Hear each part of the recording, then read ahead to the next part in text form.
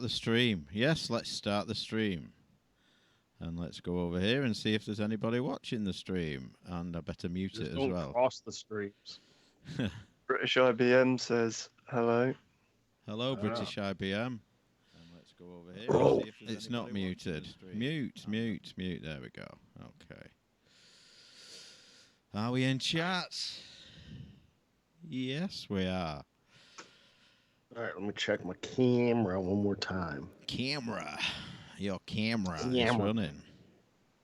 The lens cap is on my camera.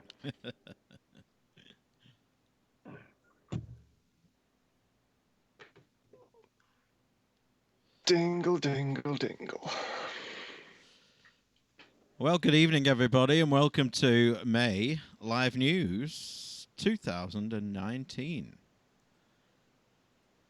We've got the usual shenanigans. Wow, is it? Wow, it's. You know what, man? I am not gonna lie. I had us pegged at June. It's not June. If it was June, you've already been to the UK and gone home again. This is true. Or preparing to leave. Yes. Well, you'd have left by now. So, good evening, everybody. Hey, Mike, not if it's fucking 65 degrees and low humidity. This time they're going to have to drag me out. We might be able to arrange that, actually. Being June, you never know your luck in the big city. You know, I got to tell you, man, when it's literally 102 here with total humidity and you're just sweating by the time, you know, you go to the mailbox or just walk into the car to go to work, and you pop over to the UK and it's 65 degrees with the, you know, nice cool breeze and some sun and, you know, nothing's miserable. I got to tell you, man, that happens again. Border Force may have to just find me and evict me. Well, where do you think you've been? This is our weather, boy. Get your ass back to America. So the last time we spoke, we were, I think, pre-episode 3 of Game of Thrones final season. Spoiler alerts coming up, so you may want to skip. What a shit show. They ruined a fantastic series with the final season. It was pretty fucking terrible. Lots of missed time, lots of dead story ends, lots of things promised that didn't come about, and just really, really poorly done, I thought. And it's a real shame. I hope they don't do the same pretty to much Star any Wars. long-running series. No, I think right. Breaking Bad got better and better. I think Dexter was pretty good, but fell off slightly towards the end. Well, Breaking Bad did have that awkward last season tacked on because they had written the whole thing in one sitting, right? So it went all the way through like the death of Gus Fring, and that was it. Then they're like, dude, we're making money. Tack on another season. Yeah. That's why that fourth season was so awkward and disjointed. Yeah. I think it works still. I do love Breaking Bad, but Game of Thrones I mean, the last episode, I mean, okay, Tyrion's in prison.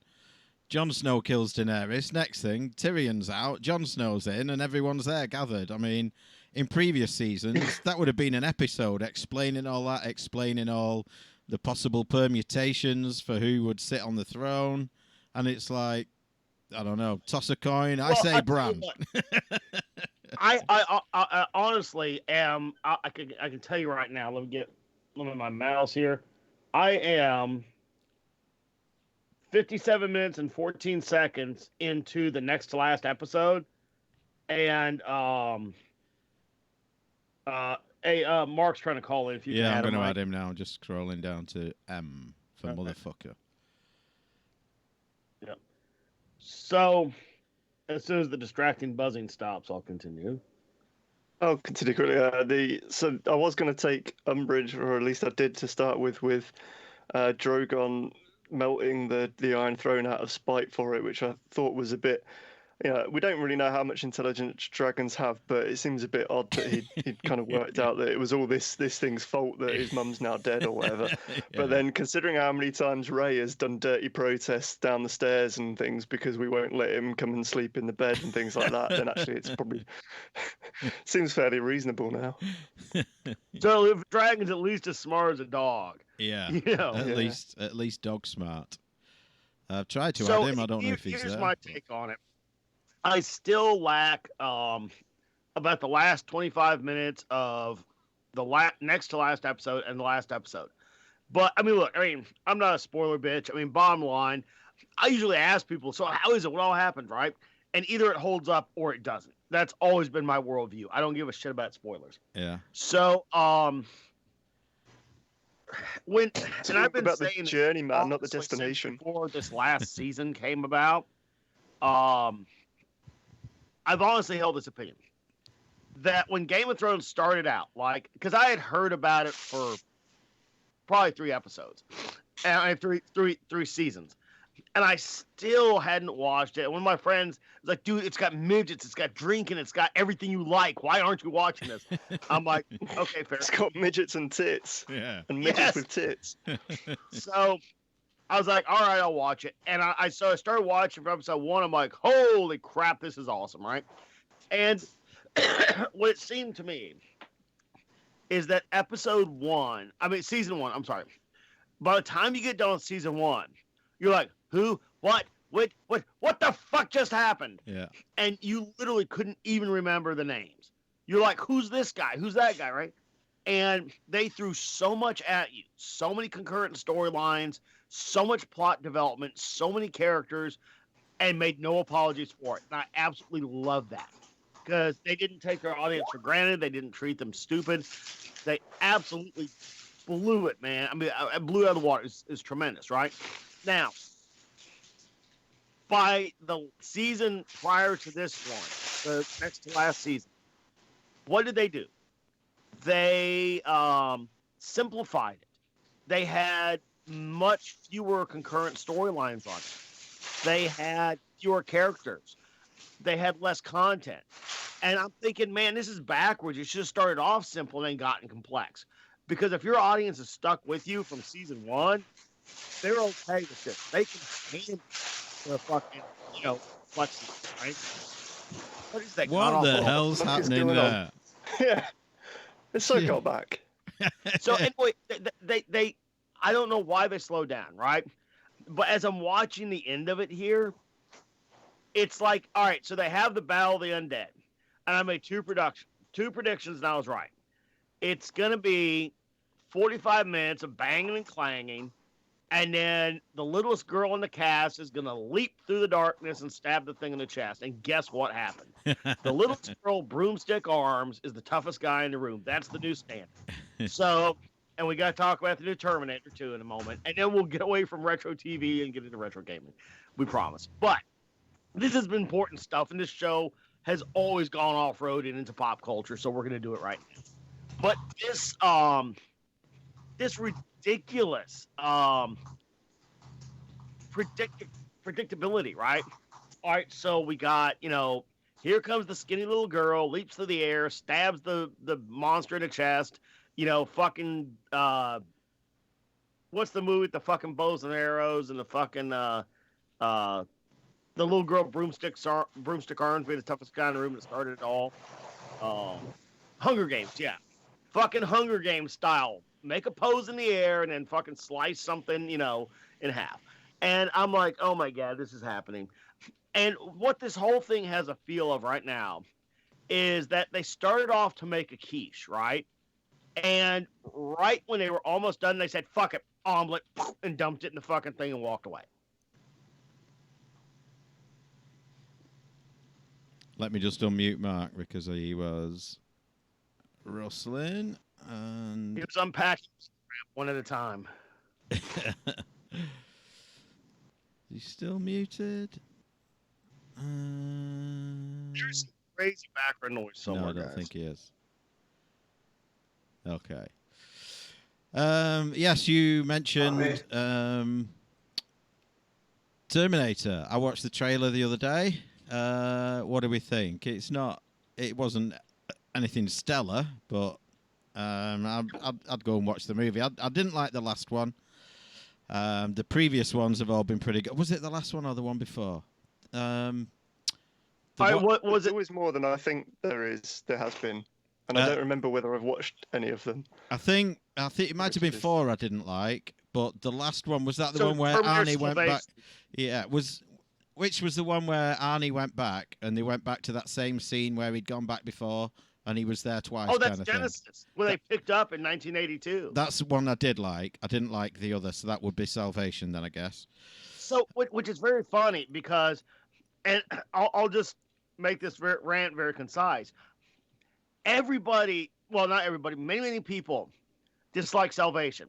And that's something I will never understand across the board. Here's why. When Terminator came out, right, T1, they actually told you a tremendous amount about the whole franchise. Like if you watch the first Star Wars, chronologically presented to people, not, well, episode 5.2 is, no. I'm talking about the first Star Wars we saw. They actually picked up in the middle of the storyline and told you a tremendous amount about what's to the left and the right of it. And I always love that kind of storytelling in movies, right? Because it portends very well there's going to be more installments. So Terminator starts off and they tell you, okay, machines came to power and humans managed to defeat them at the last minute and saved everything, right? Okay, well, after you watch Terminator 1, you're like, that's fucking awesome. Okay, how did the machines come to power and how were they defeated? Because we know both those things happened, right? So T2 was basically kind of another T1. It was more of the storyline of the battle. And I was okay with that because I was like, all right, we get a little more meat of what's going on, but I still want to find out the other two stories.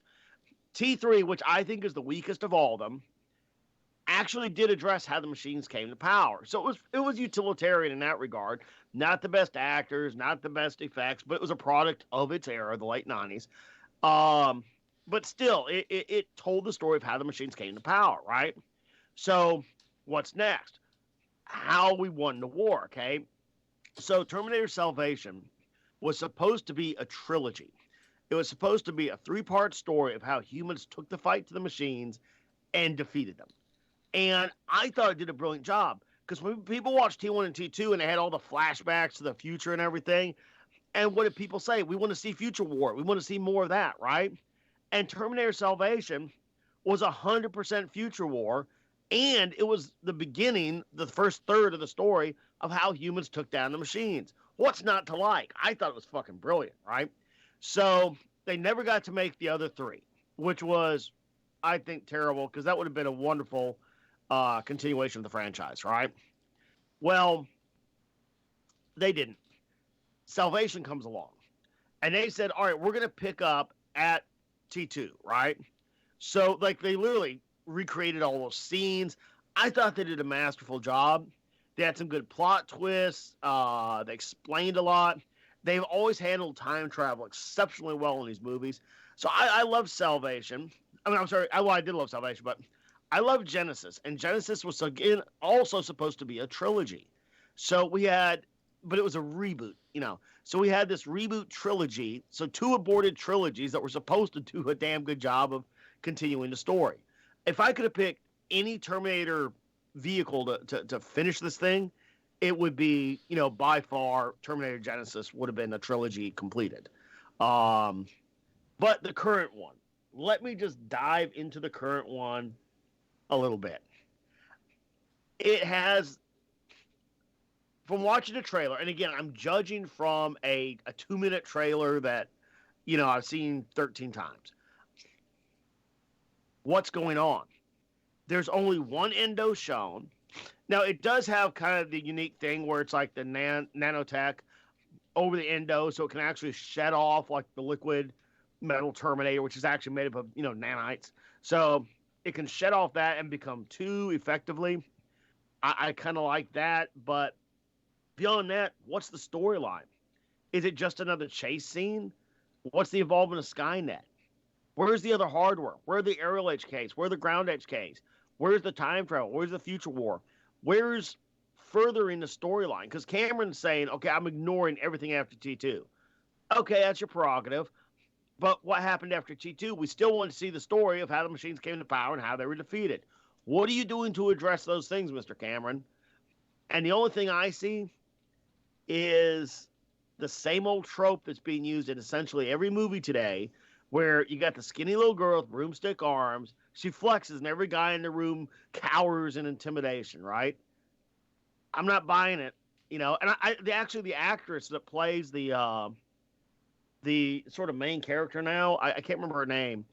She was in *Halt and Catch Fire*. She was like the lead character, arguably, in *Halt and Catch Fire*. She's a great actress. I mean, she's tremendous at what she does. I wish her great success. But this isn't for her. I mean, the 98-pound broomstick arm girl throwing, you know, full-size guys around is just ridiculous. And I hate to say it, but the new Terminator, he looks about as intimidating as 80. Doesn't he bear a slight resemblance to 80? Like if 80 was like hanging out in, you know, Madrid for the summer, that's what, you know. I didn't look that closely, but I will next time. You won't be able to unsee it. You'll be like, 80? Right, Dad, I'm here to terminate you, son. Now it's showing that Random and Sparkle are muted. Say something, one of you. You know I was muted yet. Oh, Yeah. oh, you've muted your side. I thought I'd done it. Okay. Yeah. No, I was typing and writing. All right. At least that's fixed. So YouTube is turning our resolution down a bit. I've tweaked the settings on my end because I'd turned them up for streaming some games and then I put them back to what they were. But YouTube just tends to block everything up at the moment. It's weird. To summarize on the Terminator thing, when I saw the trailers for, you know, every Terminator movie ever, I always had a great sense of excitement and anticipation, especially like with Salvation and Genesis. I could not wait for that thing to show up in the theater. Thus far, from this one, I have a feeling of I'll go see it, but not a lot of hope. There's I know you've not watched the last episode yet, but there's a great GIF from the last episode of Game of Thrones on the live feed right now. It's probably the best shot in the episode. I was impressed with it at the time, and it seems to have become a thing.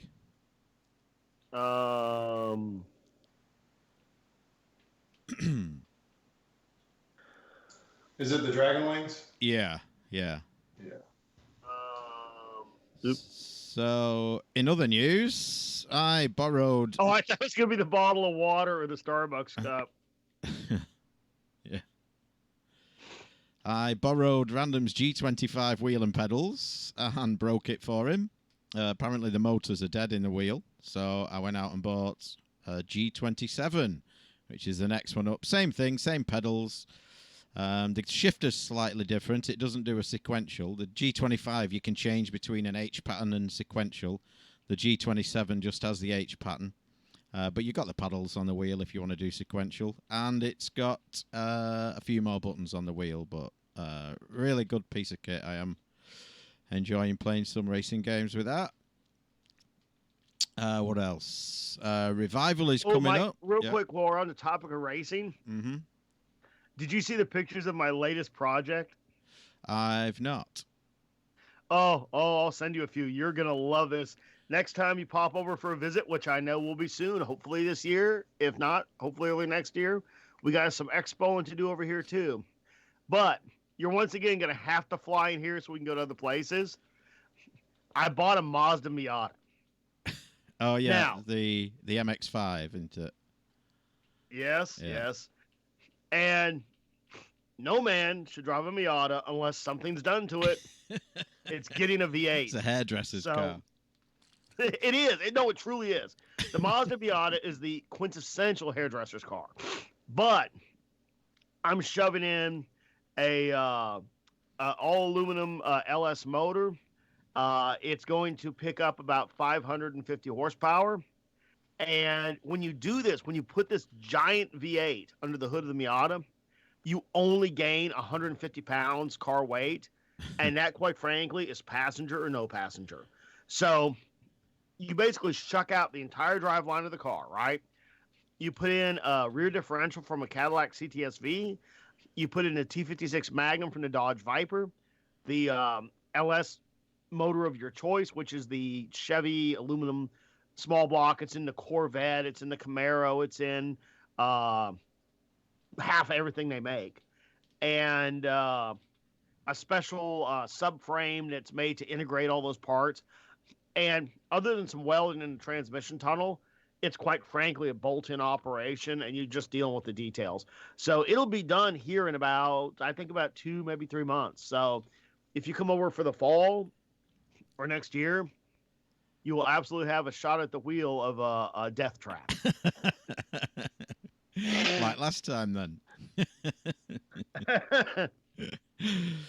Yeah, so that's US Expo related. UK Expo related is Revival is coming up in just a couple of weeks, and I will be doing a couple of the talks there. The guest list isn't finalised, but I've a very good idea of who will be there, and there will be some good talks there. Some people who've not done them before, or people you very rarely see. There'll be some of the usual faces, but there'll be some ones that you won't have seen before, and some who haven't been together in a lot of years. So should be some good panels down there.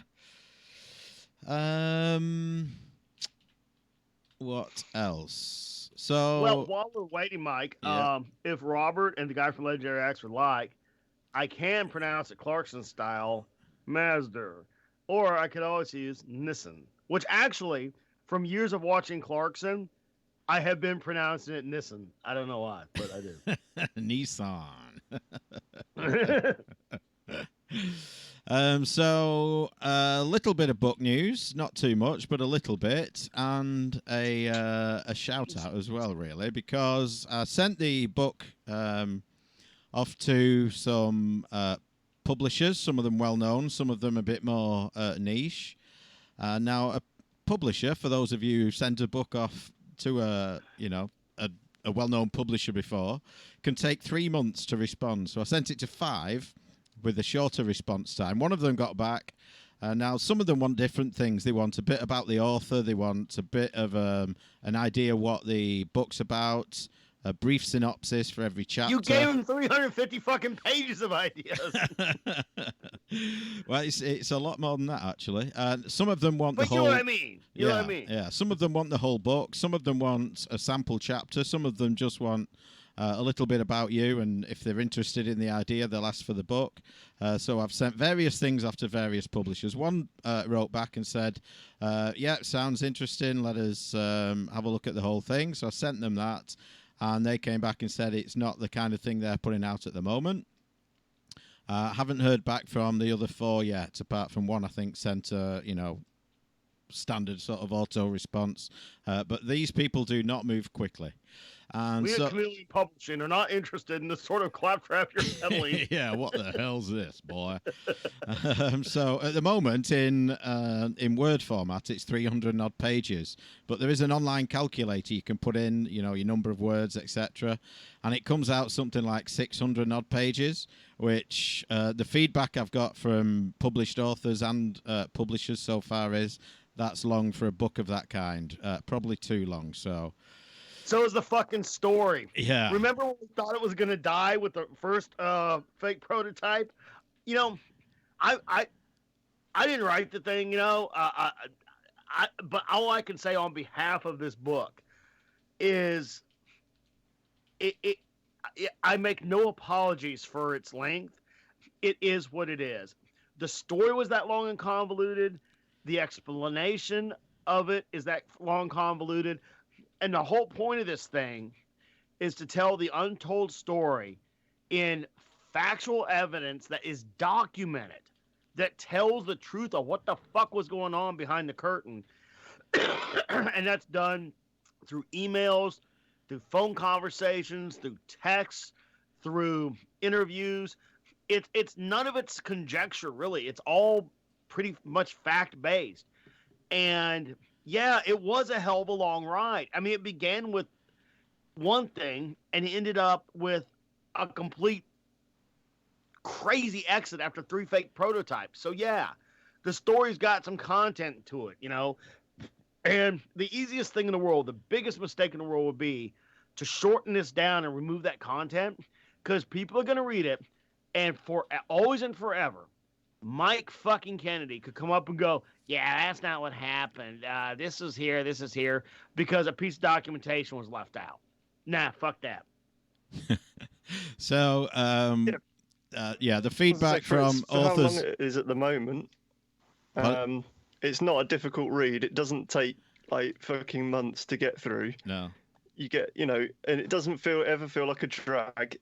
And I think I would certainly keep it that length, definitely. Yeah. I would too. There is some bits in there that you could perhaps lose without losing any of the story, but they do form a part of the periphery of the story, I guess. So my initial impression is that a regular publisher won't pick it up, and so self-publishing is the route to go to put it out there in its if that is the route that need be to preserve its integrity, so be it. We already know, okay, this thing can be kickstarted, and we know where we can get it printed for very cheaply, right? And I'm all for that, because there is no point in tearing down the content. I mean, all right, I could see somebody who's done this for their whole life and may know more about it than us. When I'm talking about the publishing process, right? Somebody like that could lean back and go, "Oh, this bit here about the magazine, it's not really relevant to the video game story. That's a separate story, so let's pull that out." And those of us who lived through this thing are like, "No, this is actually the foreshadowing. It tells exactly how this thing was going to go if people were paying attention," which is a sort of a parody of us, in that we missed, because as much as we bitch and moan and complain about how we're out there ringing the fucking alarm bells, telling the whole world this is a fucking scam. He didn't make a fucking FPGA emulator in 3 months. This didn't happen. Thing's a scam. He's trying to steal. And as much as we said this is all going on, and people didn't listen until the last second, and then David Gilton and a key figure quits Retro Magazine, Coleco Chameleon collapses. Complete fucking false narrative. All that happened one time before, and it was right there in front of our face. I mean, literally for me, it was right there in front of my fucking face when Mike stole the fucking magazine from Steve and pulled all the shit on Mark that he pulled.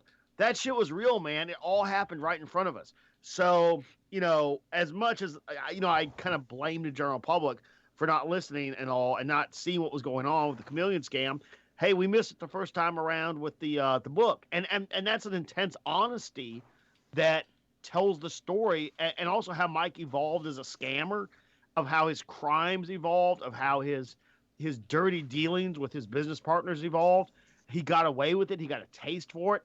That's all factual, man. If that comes out, you're gutting part of the story. Yeah, absolutely. So So it looks like a regular publisher won't pick it up because of all of that aforementioned, which means if we're self-publishing, it needs a legal pass. So if anyone out there is a lawyer or is married to a lawyer who wants to give the book a legal pass and say what we can and can't do, what we can and can't say, that would be extremely helpful, because I think that's the step that we're at the moment.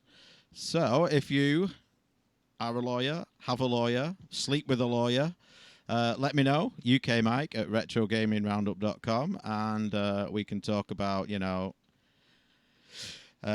whether you'll do it pro bono, whether you'll do it, for a copy of the book, a set rate for a copy of the book and a mention in the book, or, a percentage of a sale of each book and all of that. We can talk offline about all of that. So get in touch with me, lawyers, please. Thank you. Especially if you have one in the shower. Yeah, lawyers and showers. Yes, absolutely. I'm definitely pro bono. Yeah. Right. I like to bone a lawyer. All right. Anyone got anything else before we hit some news items? Yeah, we had. Go ahead, Mark. We had an exchange student from Germany in for the month. She just went back. Did she fuck up your microphone? Yeah, she stole your microphone, dude. Why is it no good? It sounds like you're different. in the other room in a small basement. It's loud enough. It's just different and a bit hollow, but I guess we'll have to live with it. I just got these HyperX headphones because I think during the last show I had to use my Apple headset because my dog had eaten like my fourth headset. Yeah. So I got these because they were rated pretty good for the microphone because you buy a $100 headset and usually it's $1 microphone, $20 worth of audio equipment, and the rest is bullshit marketing. And these were rated pretty good for microphone, but I don't know. I guess I'll have to wait and see how it plays on the show to determine that myself. But it sounded fine the other night. It sounds like today that you've got. Maybe Skype's picking up the wrong you. one. Yeah, check your audio options in Skype. Device. Make sure it's using the new microphone. Sounds like it's using your laptop microphone. Can you hear me now? Yeah. Is that the same? Exact same. I thought it was a bit better. Yeah, I don't know. Maybe after I'm done talking, I'll quit and rejoin and see if that improves it. But that sounds better. Literally didn't do anything. It's less echoey. Yeah. I too watched the end of Game of Thrones. I read all the books. I actually got to meet George R.R. Martin at a convention several years back. Cool dude. Almost done with Fire and Blood, the book. That's a really good prequel on the Targaryen family that I recommend picking up. I'm guessing that they're going to make a prequel show. I mean, just kind of like the X-Men movies or, Puppet Master movies, anything that prints money. They're just going to ride that horse until the wheels fall off. So I fully assume that there's going to be more Game of Thrones universe stuff coming to us. Oh yeah, there's like 3 prequels in production or something. Yeah, I mean, some of these cast members are going to be fucking retiring off this gig. Mm-hmm. I mean, I think they could retire off what they got already. The ones that were in the last series. But I mean, Cersei Lannister was getting $1 million for doing absolutely fuck all in this last series. Like per episode that was, and all she did was just sort of sit around in the tower and drink some wine. Yeah. That was basically it, and get $1 million each time for it. Oh yeah. Think about that. What's her name, Lena, whatever. The one that plays Cersei. It's like, Lena we're ready for your Headley. shot. Stand over there, drink wine. I'm going back to the trailer. I mean, she literally made millions for fuck all. That's true. And then the whole cast. I mean, the only people is the freaking CGI guys. Man, they were so busy, and you could tell they were in a damn hurry. Because, like, the fire, you could see the outline of the fire that they were just cutting and pasting everywhere. It was like the same 4 flames that they just spread over everything. Yeah. Oh, my God. That was just an embarrassment.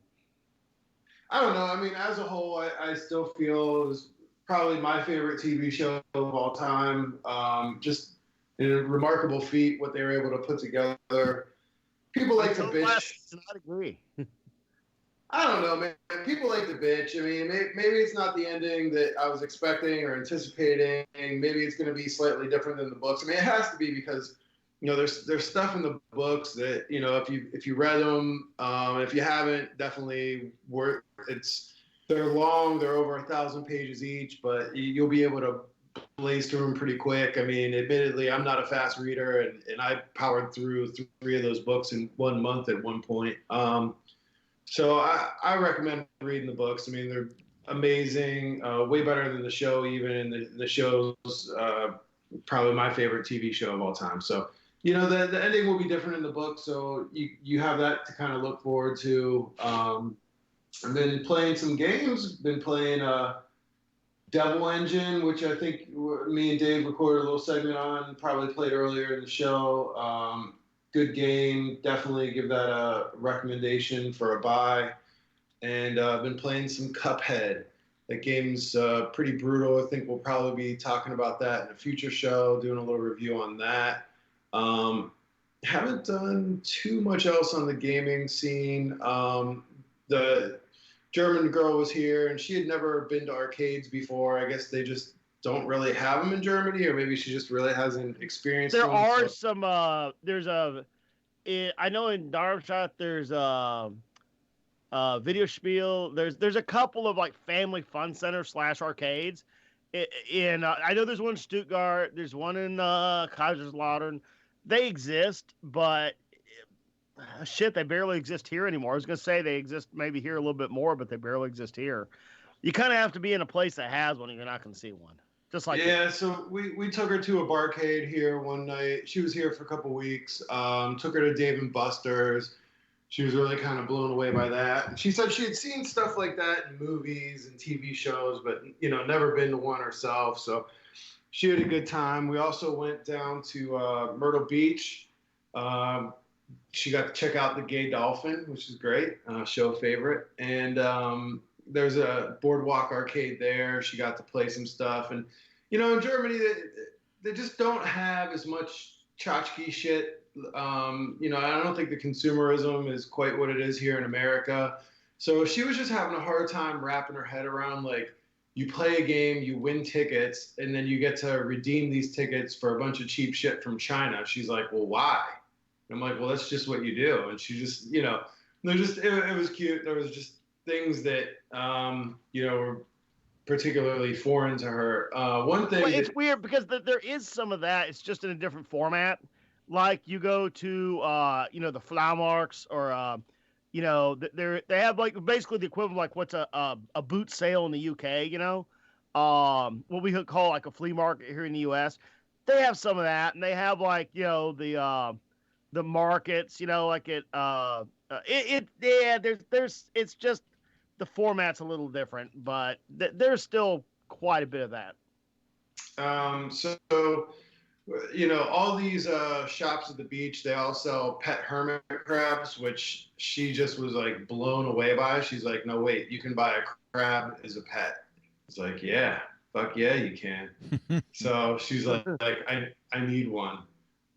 So she took back like 25 kilos worth of candy, I think, and tried smuggling back a hermit crab, but apparently that's not allowed. If you try to smuggle a hermit crab through customs, they frown on that. So definitely don't recommend that to Challenge accepted. Yeah. Mike, how many crabs can I put you down for? Yeah. So, I'm sure there's plenty of people that have come back from Ibiza smuggling crabs through customs. She was so excited. She's like, I will be the only person in Germany with crab pet. And I'm like, yeah, maybe. And then sure enough, we got to walk her up to security at the airport. And they're like, the fuck is this? Like, can't bring a goddamn crab with you. So now I am the proud owner of a hermit crab. And as my children found out, hermit crabs apparently like to live in colonies. So I got fleeced for buying another hermit crab and like a whole fucking cage and all this stuff. So I'm just kind of hoping these things die soon because they stink and they're really stupid pets. They don't really do anything other than if you try to pick them up, they try to rip your fingers off. So don't recommend the hermit crab, and that's kind of sounds a bit like cats. Yeah. So just a real quick gaming review. I have been playing away at a couple of things. I picked up Days Gone, which is a great little zombie game, and I have to say, boy does it. The map's not huge, but boy does it have some content. Wonderful storyline. Lots of twists and turns, and some games like they keep like stacking on endings, and you're like, geez, okay, enough with this. I thought that was the ending. This thing, they probably did, I don't know, a good 3 or 4 hard plot twists in it that I purposefully did not go anywhere near YouTube to look up spoilers. I absolutely love the plot in it and how they turned it around on you a couple times. Very unexpected changes and really well executed. The the gameplay was at a definite non-double thumb gamer level, and there were some bits like where you're fighting like some of the zombie hordes that if you're not a good double thumb gamer with the run and evade while shooting and reloading and possible fucking button combos, you're not going to make it through the game. And they sensibly recognize that. And like after like the third time you just die and it's apparent that this is where, in the past, I would have just rage quit and thrown a disc across the room. They're like, yeah, fuck it, go ahead, continue on. And I appreciated that because, you know what? I'm not a double thumb gamer. So I loved pretty much stop to finish the whole thing. There were a couple of bugs that showed up mid-game, and they came out with 2 patches in very quick order and cleaned it up. So I have to say it's just a wonderful title. I thoroughly enjoyed it. So I finished that up, and then I've got the Xbox set up with the Halo series that I'm playing through. But I did take a brief pause because although I've played the Fallout Vegas, I've played Fallout 4, a couple others, I never finished 3. And because the Xbox does a wonderful job of playing 360 titles, I picked up Fallout 3 for like $1. Just because the Xbox is in a more accessible and frequently played location than the PS3. So I went ahead and restarted Fallout 3. I'm going to finish that.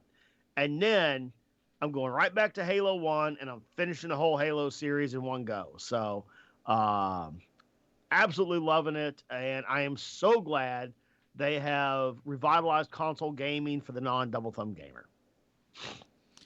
So just before we hit some news then, if YouTube seems to have cleaned itself up, but I went into settings and quality, turned it down to 480p and then put it back to 720 and it's crystal clear. So if you're watching the live feed and it's blurry as hell, change the settings and then you can change them back.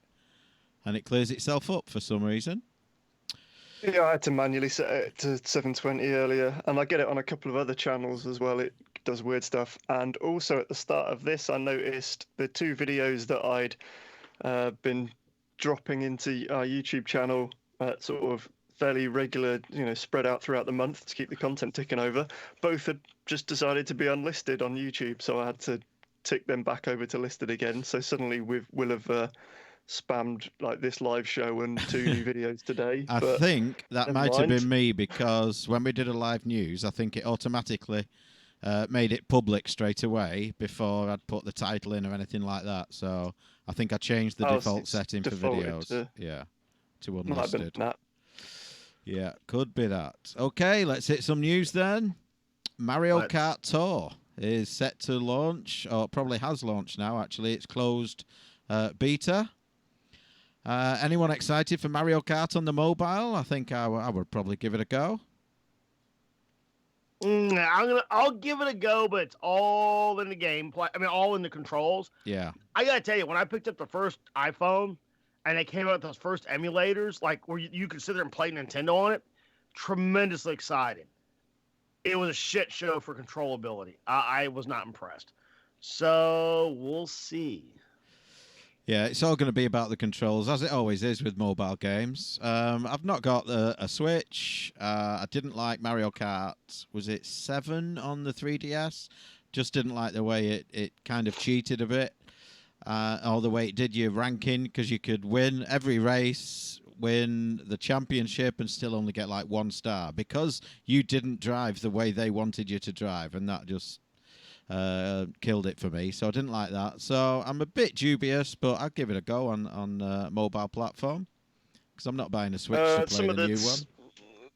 Some of the, I've not sort of delved into it too much, but some of the early impressions from the beta that I was knocking about, seemed like it was going to be very, very heavy on the microtransactions and not terribly smooth experience to play, I think.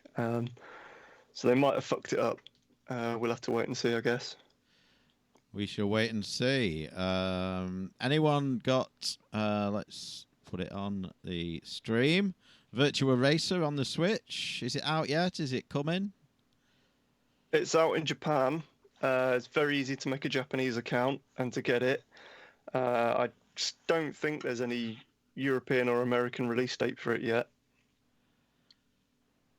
It's not probably the biggest game they could have done, but it's a bit of an odd choice. There are probably others that you'd think of immediately for a game to do that to, but anyway. Not going to switch, not going to get it. Got one here from Neil, and he says, hey, this Evercade looks interesting. So it's a product that is allegedly, and I mean no aspersions towards whoever's behind this project. It's just that we here at Retro Gaming Roundup are hyper suspicious until there's physical hardware in hand. But we'll give it a plug. We'll talk about it. It's called the Evercade, and it looks an awful lot like a bigger GP2X. Got a nice big screen on it, handheld unit. It looks well composed. I mean, it's got a D-pad on one side, 4 buttons on the other. No analogs, which is fine with me. Cartridge based, and it takes a page from the Switch. It's got HDMI out, headphones out. They're talking about releasing it for either 59 pounds, 69 pounds, or 79 pounds, depending on which slash you believe.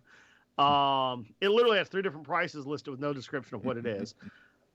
And it says officially licensed games. So hopefully it will play ROMs. Otherwise, there's no real point, because those curated game sets are always a shit show. If it just plays raw ROMs, okay. The only thing that makes me a little suspicious is the price, because for a true big bright screen that is, say, Switch quality or better in a form factor like that, I don't see how the hell they're going to do it for either 59, 69, or 79 pounds.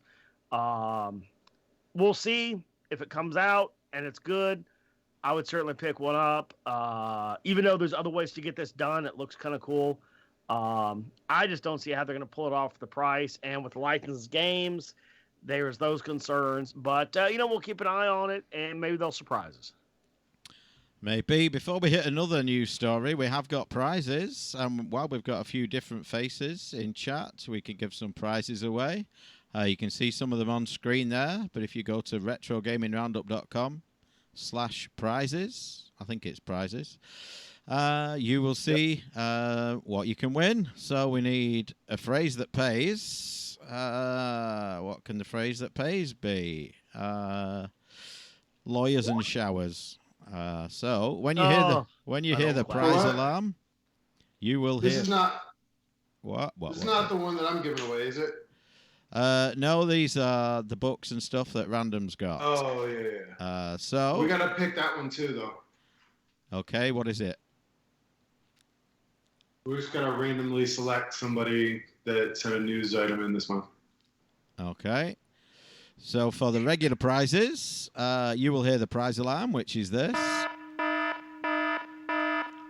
So when you hear that noise, anytime throughout the broadcast, if you type in the live chat, the words lawyers and showers, you can get to pick a prize, which are on screen now. Or like I say, if you go to retrogamingroundup.com/prizes, you can pick them there, and Random Dave will whiz them over to you in the mail. So next news item then, and it feels like this is a really old one now, and it's so old that it's been out a little while. Yeah, it feels like we've done it before, but I don't think we have. So this is the dumping of an Atari ROM, a game that had never previously been dumped. So I think the story was that someone had gone around to repair a game, or they were around there doing something, saw an Atari arcade cab that hadn't had the ROM dumped, and dumped it. Of course, it is illegal to do that, but the ROM is available out there. So I guess that's a good thing that it's archived and out there, but a bad thing that it was stolen without permission. The way the story is presented, and the thing is, there was no, in any of the stories I read, there was no direct interview or discussion from the guy that actually owned the game and is actually involved, per usual, right? Why on earth would you go to the person and get the facts? let's just make up what sounds good, right? So what they are supposing is the guy that has this game is a large collector, has quite a few games, and has a tech that comes to his collection and works on his games. And that this mysterious tech, I don't know, I think his name was Lee or something, allegedly removed and dumped the ROMs while he was on site and then later released them. Now, I don't know.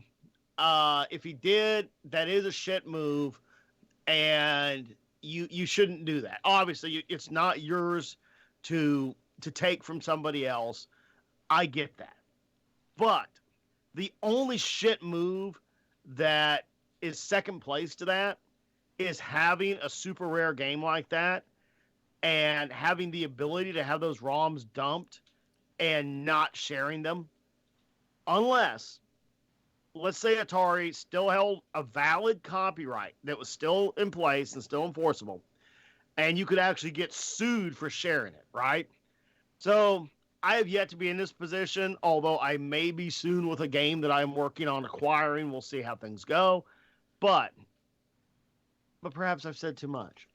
If I found myself in a position of owning something like that should be released to the world for historical preservation, for enjoyment, I'd like to believe there could be a way found where I had plausible deniability and not faced punitive punishment for sharing what I had. Because let's face it, the folks that say they are Atari today, those aren't the people that developed that ROM. They just bought some stuff, And yeah, they have a right to an investment, whatever. But let's face it, there was no moment at which AKR was going to go out and make them, it was going to be released into the arcades and rejuvenate the arcade system. Get on, This kind of reminds me of the whole Pinbox thing where, they came out with the OS replacement and emulator for Pinball 2000. The licensing fell apart, and then somebody stole it. To this day, I still believe, and that doesn't put anybody in jeopardy, but I still believe that Chuck and Chesev and those guys were so goddamn disgusted with the licensing process and everything that they leaked it and blamed it on some shadowy hacker. I hope they did. I would have the utmost respect for them if they did.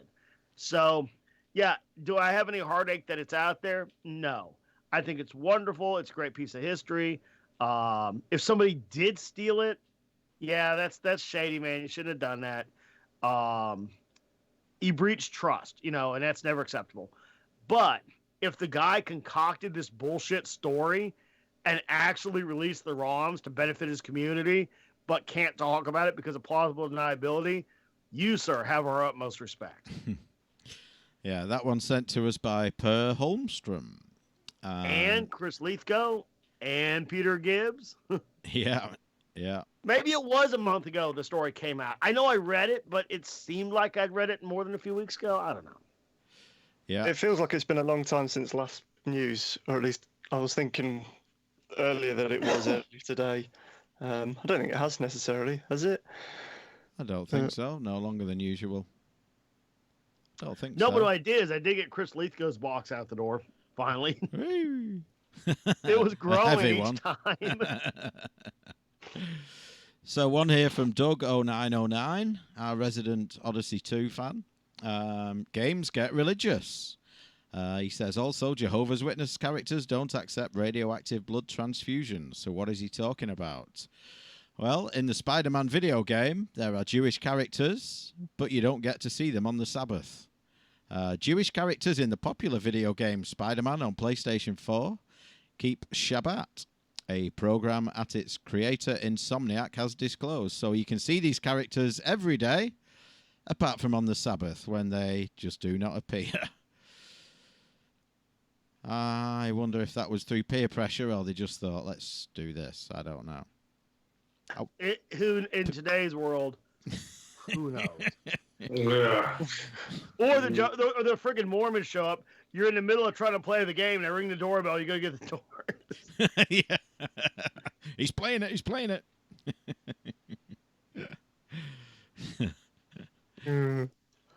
I've got one that I'd seen, but I don't seem to have sent it in. But Mike has sent it in, which was Nintendo pulling a eShop game off the Switch store after a dev announced to everyone that shortly after it was released that he'd put in a code editor into the game. So the first sort of rule in if you're sneaking in an Easter egg and it's kind of skirting the laws of what is and isn't allowed on someone's digital shop, probably best not to then go on the internet when it's released and tell the entire world about it. So of course, Nintendo being Nintendo, they took it down, and lots of people have called him lots of bad things, and he has apologized profusely.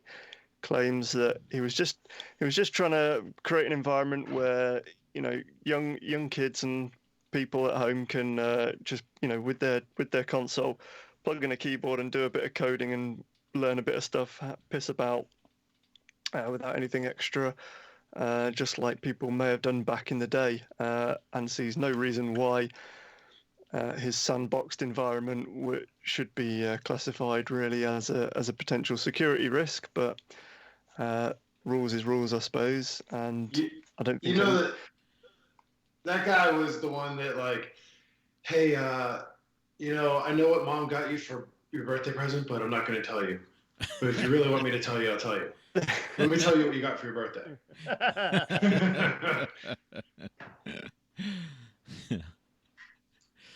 Speaking of Random Dave,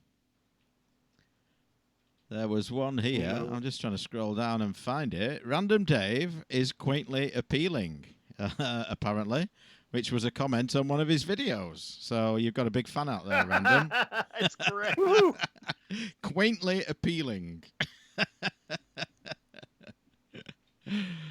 It's not sent into news. It was I get the email because it's a comment on one of our videos, so that's where that came from. Oh, I did forward it. Yeah, new comment on it came from Nintendo Direct. There. Ryan Mike, Anderson. Did you hit the one that you submitted about the Apple Lisa?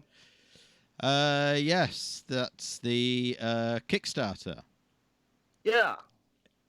It is a Kickstarter for a full-length feature documentary by David Grealish, the computer historian and podcaster as well.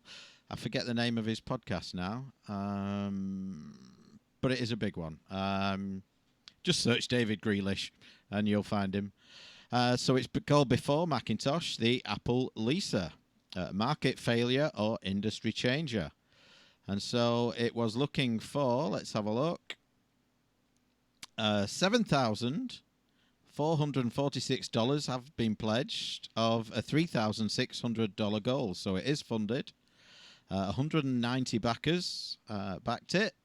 And so that will be appearing fall of this year. So I'd watch that, definitely.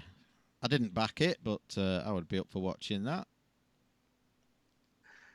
Got one here from Mike James and others. The first Sonic the Hedgehog movie trailer is even worse than you expected. Man, I saw that. I didn't even know what to think about it. I thought, okay, is this a goof? Because there was two trailers that came out about the same time. One was Detective Pikachu. Now, I don't think I'm going to go see Detective Pikachu. No. If I had a little kid, I'd take him. It looks like... Well, it looks like a wonderfully produced movie for kids. It looks like it's like something like you as a parent could sit through without losing your damn mind. And the Sonic the Hedgehog thing poked up, and it's like, who approved this? Who sat in a room and said, all right, boys, send this to the screen. Put it out there for the public. We're ready. I mean, yikes. See, the problem is, though, now is that, so they went, so this is, I think this is partly why it felt like a long month, because all this saga has happened since we last recorded. So that came out, people complained, people did like little one frame change, mock changes, bit of Photoshop work, and sort of reconceptualized it. And then eventually, they came out and said, all right, we're going to change it. We're going to go back and make some tweaks and redid it. Now, that doesn't mean redoing the entire film, because all they would have done up to that point probably is the amount of content to make that trailer. they may well have just put it out as just as test the waters. Maybe settle a bet that's going on in the production office over, some guy going, this is going to be dog shit. I will bet you 50 grand it's dog shit. And then another person going, no, I think everyone will love it. I'll take that bet. And then so they put this out. And anyway. Well, so yeah, even John from Video Masters TV sent us the follow-up story just from The Verge. And in that post, I don't know how active you guys are on Twitter, but I remember seeing this thing break live.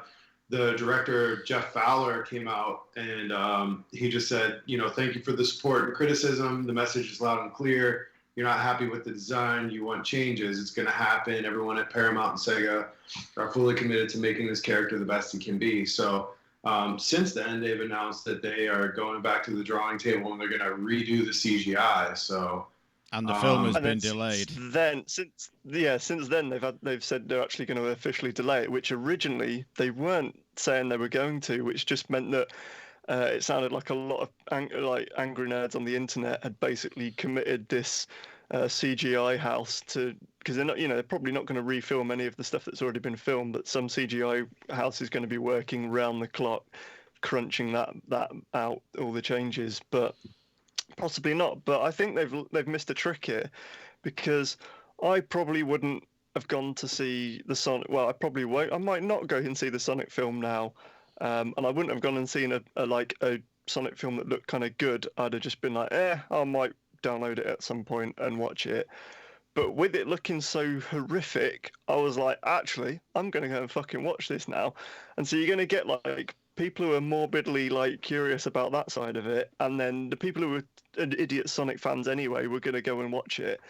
And now if they redo it and just kind of pander to everyone that complained about it, the Sonic fans are still going to go and see it, especially now they've changed it to suit their complaints. And I'm now not as likely to go and see it because it's not going to be as interesting how ridiculously bad it is, So I think they may have lost quite a bit of market share there potentially. See, I'm on the other side. I think that the audience that's going to look to see a train wreck or a car crash, smoldering at the side of the road like you is probably much smaller than if this thing comes out first weekend, Rotten Tomatoes, 5% approval rating.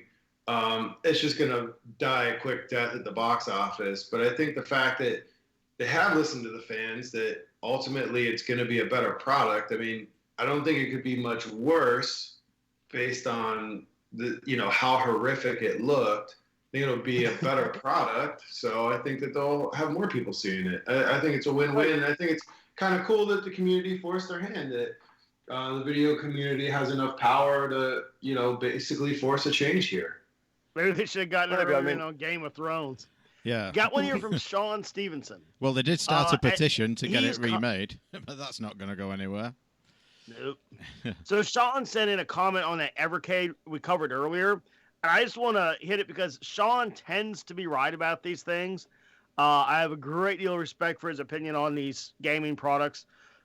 He, when the Spectrum came out, he was like, no, just don't do it. Just don't do it. If it's any good, you'll pick it up at Expo later for a couple bucks. And if it's bad, you'll be glad you didn't. And I'm glad I didn't. But his comment is this. Yet more way to play the same handful of Atari games. They claim Atari is on board. Well, we've heard that before. So we are seeing these games on both the Evercade and the Atari 2600 Vaporware console. Excuse me while I go sit in a dark room for a while. So yeah, I'm gonna follow Sean's lead on this because he's seldom wrong about these things. And he follows it up with a comment. And there's this rubbish too. The term retro style game instills absolute terror these days. Yeah. And it's about something called the pixel player. And I guess from looking at the article here briefly, it's a little unit loaded with retro style games. Eesh, retro style. Always puts 300 8-bit style games. Speaking of that, there is a remake of Wonder Boy, which is coming. It is on the stream now. You can see the video. It's coming to mobile from the developer Lizard Cube. And it's a remake of Wonder Boy 3 in a modern style. So if that kind of thing does float your boat, you can see it on screen right now. Or maybe in a few seconds. But there it is anyway. The last one they did, was it Monster Boy 4 that they did, which was the Lizard Cube, and you could switch between modern and retro graphics on the fly. That was actually really well done, so could be a decent one to keep an eye on this. Got one here from Ian McCarthy, and it says PlayStation Mini is now free. Hi guys, okay, I'll admit that the title is a bit clickbaity. Yeah, get a free PlayStation Mini with this one weird trick. However, I had to chuckle whilst listening to the podcast yesterday. We like to do that. Where you talked about the plummeting cost of the PlayStation Mini. I just read this article on Games Radar. So Best Buy has so many of those PS Minis, they're giving them away when you buy a PS4 Pro. Well, if people weren't going to come in and be bothered for $50, I doubt they're going to pick up that PS4 Pro they were on the fence about. I have offices everywhere. Geez, that's loud. Sometimes you're working in a field. I doubt they're going to come in and pick up that PS4 Pro they've been debating about for the last year, just because they get a free console that they weren't going to buy anyway.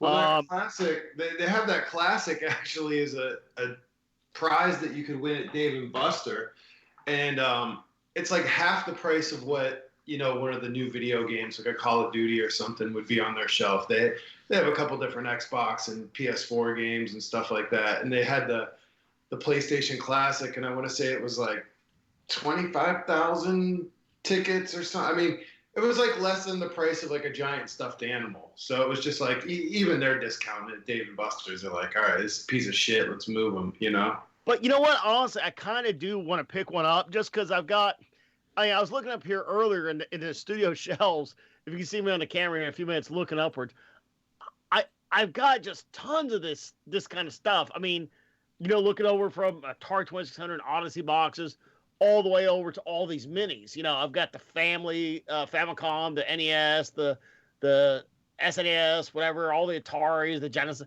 I would like to have one, just to have one. Why not, right? $25, whatever. There's no way I was ever going to pay $100 for that thing, But I do want to pick one up. But as we talk about this race to the bottom on pricing, like the last two times I stopped by Target, once was on the way to work a few weeks ago. Then literally like last week, I stopped in there I was on a trip and I stopped in there to pick up some, shaving soap and razors, whatever. And I'm like, let's go see if we can grab a PS Mini for $20. And they were still like $40. So I'm still waiting for the race to the bottom. So I have a feeling. When we discussed it, I think the bottom line is didn't have the right games on it. It's all about the games. So it had a terrible game selection. Game selection.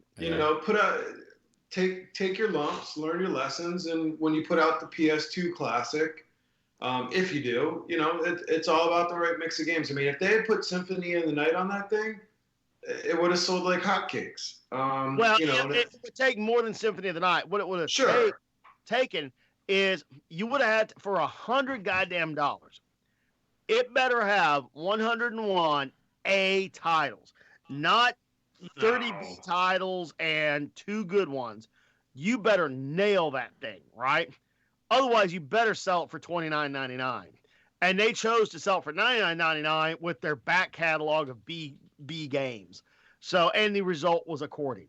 Now, we'll see. I do want to meet that person that was waiting in line to pick up that so they could play Battle Arena Toshinden. And they're like, man, favorite game ever. Can't wait.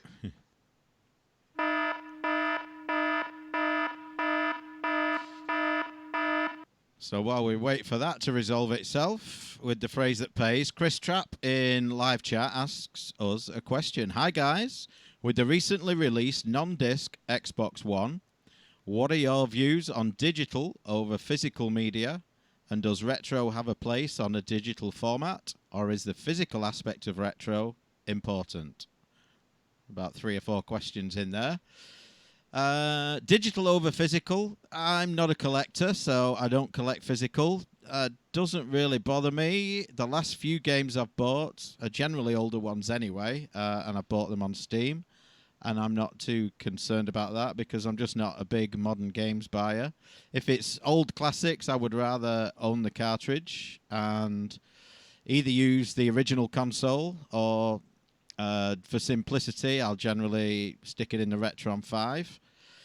But Dreamcast and things, obviously, I've got the console and I've got the game, so I would much rather own those. So the physical aspect of retro to me is important. Less so with new games, just because I simply don't play them. What about you? Get off my yard. I kind of had a bit of a transformation. I mean, I still buy games. I still buy the discs for the most part. Although with the Switch, I've picked up some of these smaller, neo retro indie titles as digital downloads, and usually that's the case. The smaller games, I don't mind downloading them, and I think there's still some limitations to how much you can kind of pack on there. I mean, with my PS4, I download the free games because I'm a PS Plus member. There's only been 1 or 2 games that I've purchased digitally. I generally like to have the disc and install it. But I mean, as far as my movie shopping and music shopping goes, I just like adding stuff to a library, and I can watch it on any device, kind of wherever I want. I've been buying stuff on Steam for years. Never really had a problem with it, but with the bigger titles, I do like still having the physical copy. I pre-ordered the new Borderlands game that's coming out, and I got the deluxe blah blah blah, whatever super edition. I want the physical copy for that. There's still a part of me that enjoys having the physical media. I have the space for it if you don't, so I wouldn't hate you for it. Older games, I generally emulate, so I'm not a big collector of old games unless I had the system and I still have it and I still have my original games because I haven't sold them or give them away or something like that. But generally speaking, I'm not going back and buying games from my youth that I've got rid of. I'm just getting them digitally at this point. See, I kind of go with the almost exact opposite approach. Unless there is a game that comes up for show content that we're going to all try, or somebody submits a code and says, "Hey, try my game," I exclusively buy physical media. I simply do not buy like something like Worms when we all bought that, went and played it, But I exclusively buy physical media. I won't buy digital media because I don't want to encourage that shit. I don't want Steam. I don't want that impermeability with the bogus promise claim of, you'll always be able to access it. Yeah, right. I can reach up here. I can grab any Atari game off of these racks, and there is nothing Atari can do. And believe me, they'd love to reach back into my collection and disable those ROMs, right? Even with the new stuff, right? The price delta between physical and digital isn't that big. It's tiny. So, if I go and buy, like, say, for example, Days Gone, the game I just finished for the PS4, right? I went and bought Days Gone. I got it on disc, right? Years from now, I can take that PS4, I can put in that disc, and I can play through the whole game. Servers be damned, updates be damned, shifting licenses be damned, But Steam told me they were going to keep all their content online and let me access it, and then they shut down when the company sold to Sony and they turned it all off, right? Now, I don't have to worry about any of that. And, just like with gaming, before we called it retro gaming, we just called it gaming, right? I couldn't have imagined that, 35 years later, I'd really want to pull down my copy of Video Pinball, put it in Atari 2600 and play it. But I'm glad I had the forethought to keep all that stuff, So, you know what? Who knows? When I'm 70 years old, I may probably want to take my copy of Days Gone. Hey, remember that zombie game back in the day with the motorcycle? I'm going to play that. And I can put in Days Gone and I can play it. Or I can go play Metro, or I can go play Fallout 4. Who knows? Or, maybe I want to pull out that other copy of Fallout 76 and break it in half one more time when I'm 80. So who knows? I mean, but I want the physical media, and I know that option is going to go away. They already have the digital only Xbox. These guys have been abortively chomping at the bit and slapped down each time. They want to get rid of that extra $5 cost of putting in that physical reader so they can go exclusively digital control, save the $5, put it in their pocket, and cut you out of content when they choose to at the same time. And they can't wait to do it. It's inevitable. It will happen. They will absolutely go digital only. And maybe that's the point I stop buying their damn consoles. Who knows?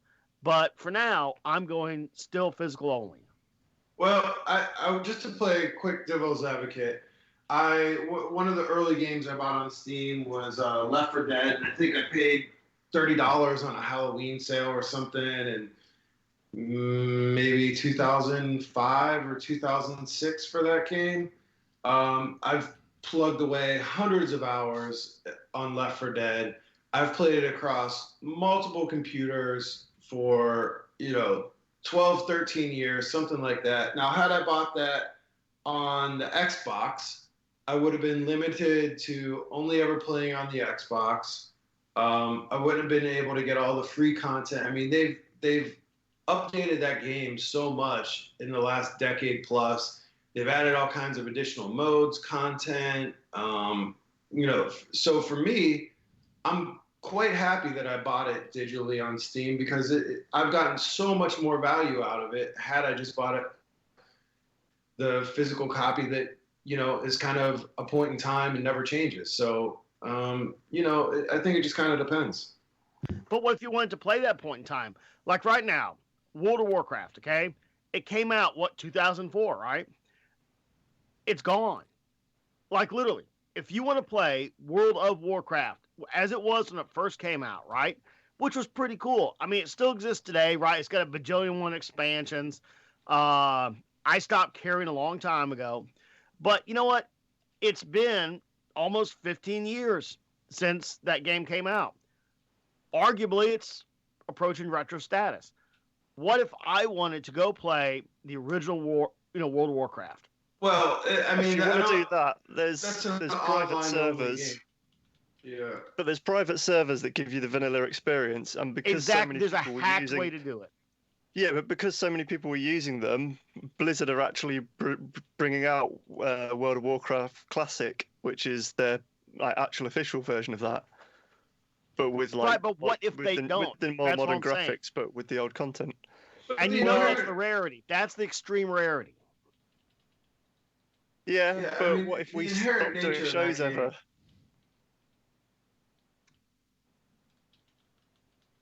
Now that people get over it if it. One at a time. Into our next story, submitted by Dave Lankey, the streaming service that wants to save retro gaming from the piracy stuff. So, ARS technical article, the streaming service that wants to save the retro gaming biz from piracy. I'm not so sure it needs saving, but let's see what they're saying here. So, for decades now, the only practical way most people had access to vast swaths of digital gaming history has been through illegal ROM downloads. Okay? So, getting down here, there is a comment here. When you talk to the IP holders, they're not happy that all their games are being downloaded and shared illegally. Antstream CEO Steve Cottam told ARS in a recent interview, I was quite frustrated by the fact that I could go online and get pretty much any movie, and I have Spotify for all my music. But for games, it was really, really tough experience. Antstream is really about trying to put games on equal footing with movies and music in terms of accessibility. So basically, he'd like to sell people tons of what they already have. Well, yeah, he's basically gone to these people at these other publishers and gone, did you know that, all your games are down, people can download your ROMs, and did you know that, think about it, they're $15 each, so you're missing out on $15 for each one. But the reality of that is that, as we know, that's probably a complete fallacy. It is. And you know what? I've never met this guy, Steve. maybe he's like the nicest dude, and he has an idea he thinks is good, but from reading this, and I read his words, I read his comments, and honestly, what this reminds me of is a SoCal business model where he looks for something that's already going on, and then tries to insert himself into the middle of it and monetize it. I don't see the point. I mean, look, like the whole model of trying to sell old ROMs is just dumb. I mean, so let's say, okay, I'm looking up here, Defender, okay? Defender, let's say, I don't know. Let's say it's still under copyright, okay? And it's still owned, right? Okay, but Defender came out in the arcades. The Atari port was written. This Atari 2600 card I'm looking at right now was sold in the stores. The production run ended because they saturated the market. The same with every other game.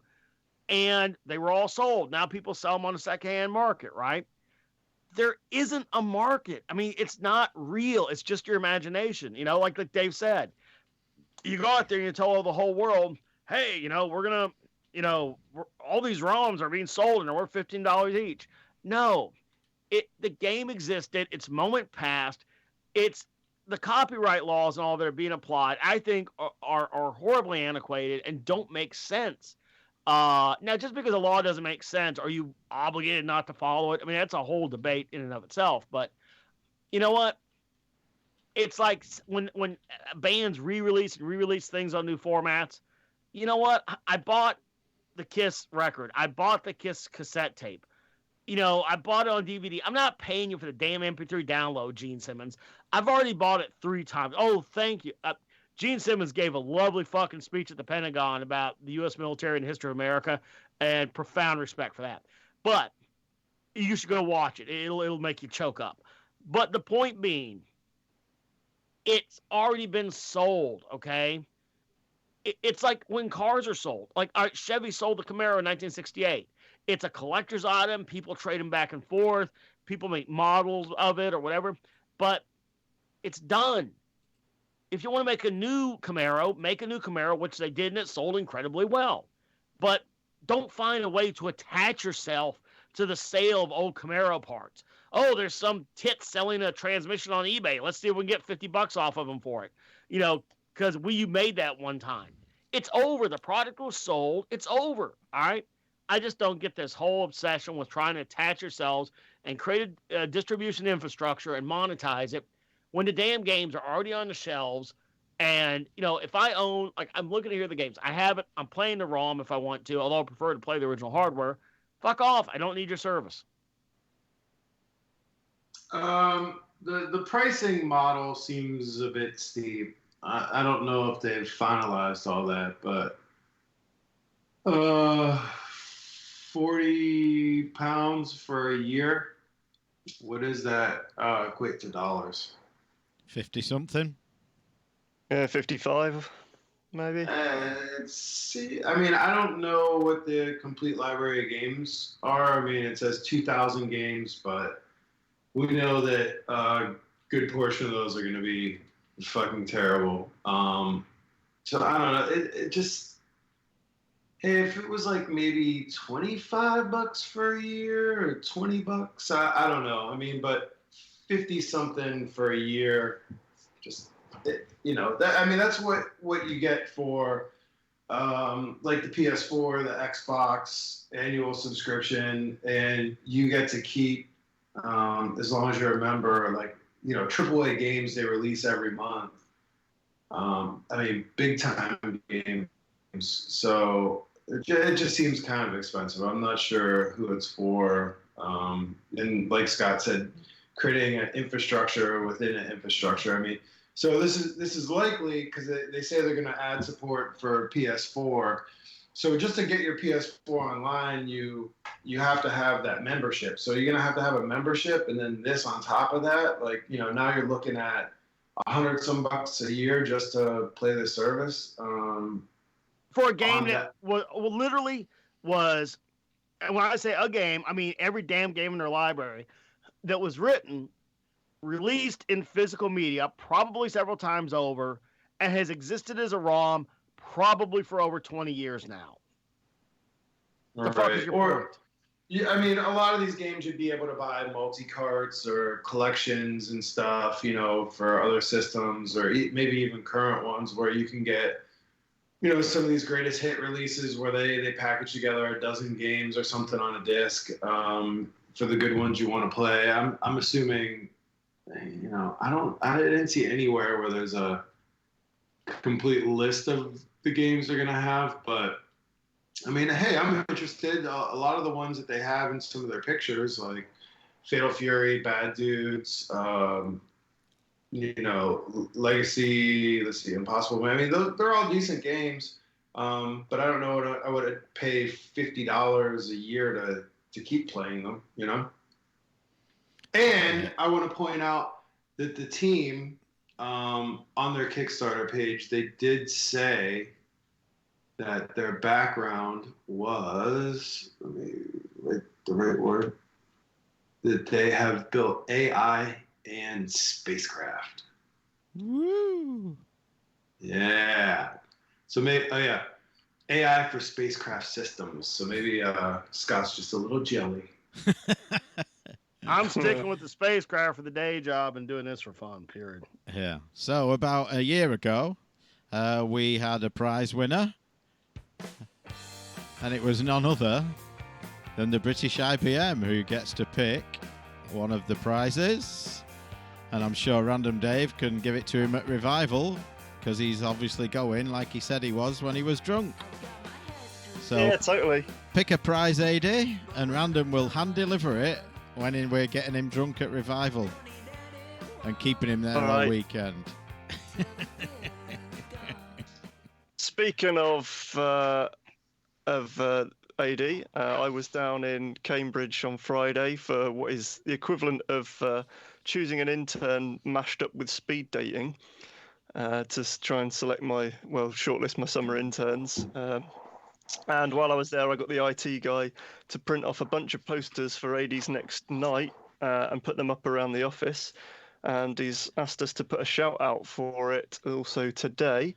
Now, if you're listening to this live, you've got plenty of time to sort yourself out for next Friday to watch it. But I'm guessing, the show's going to go up on the Friday. So you may, if you're quick at listening to the show and get all the way to the end, you may hear about AD's event before it's too late. You may not. But I think if you find I think the best way to find it is just on Facebook. Search for Camborne Retro Gaming Night, and you'll come across it. If you're struggling and you really want to go, just try and get hold of us in Discord or by email or something or Twitter, and we'll give you the details. So wait, I want to hear a little bit more about this intern speed dating thing. So when you go to this, is this you just sitting on a casting couch, naked but wearing like a crushed red velvet robe, and you're like, tell me what you're into, or with a cigar? Wish. No, all the managers get up and do presentations about what their intern positions are for the summer or for the next year, and say what they want, and then the interns, missionary. Yeah, the interns will then do a quick thing of like basically who they are, where they're from, and a fun fact about them.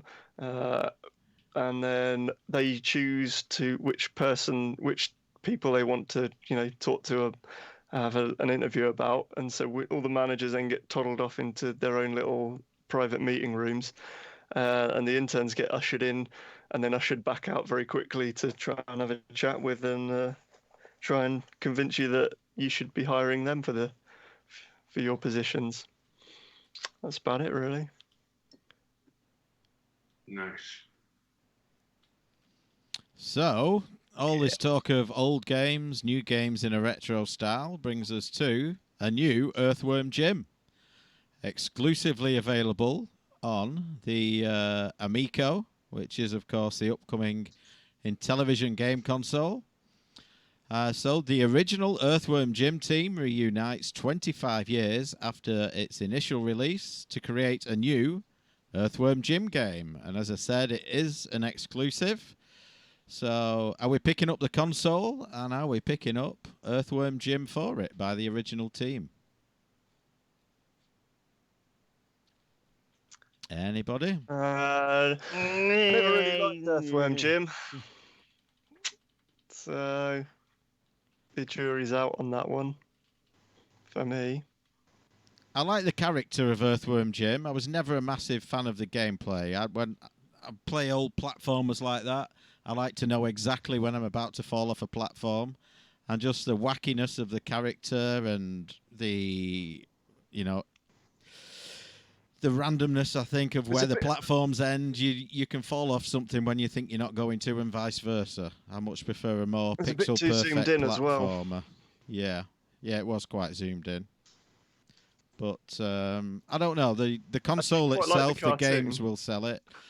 For me, Earthworm Jim won't be the game that sells it to me, but there may be others. So jury's out for me, but I can certainly see the appeal of it. Got one here from Sean Stevenson. They are opening up a new version of the Pinball Hall of Fame out in Vegas.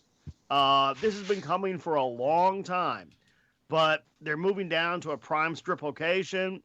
I think it's going to get some amazing foot traffic. I will most likely be out there at or shortly after opening, and I will update you guys at such time as that happens.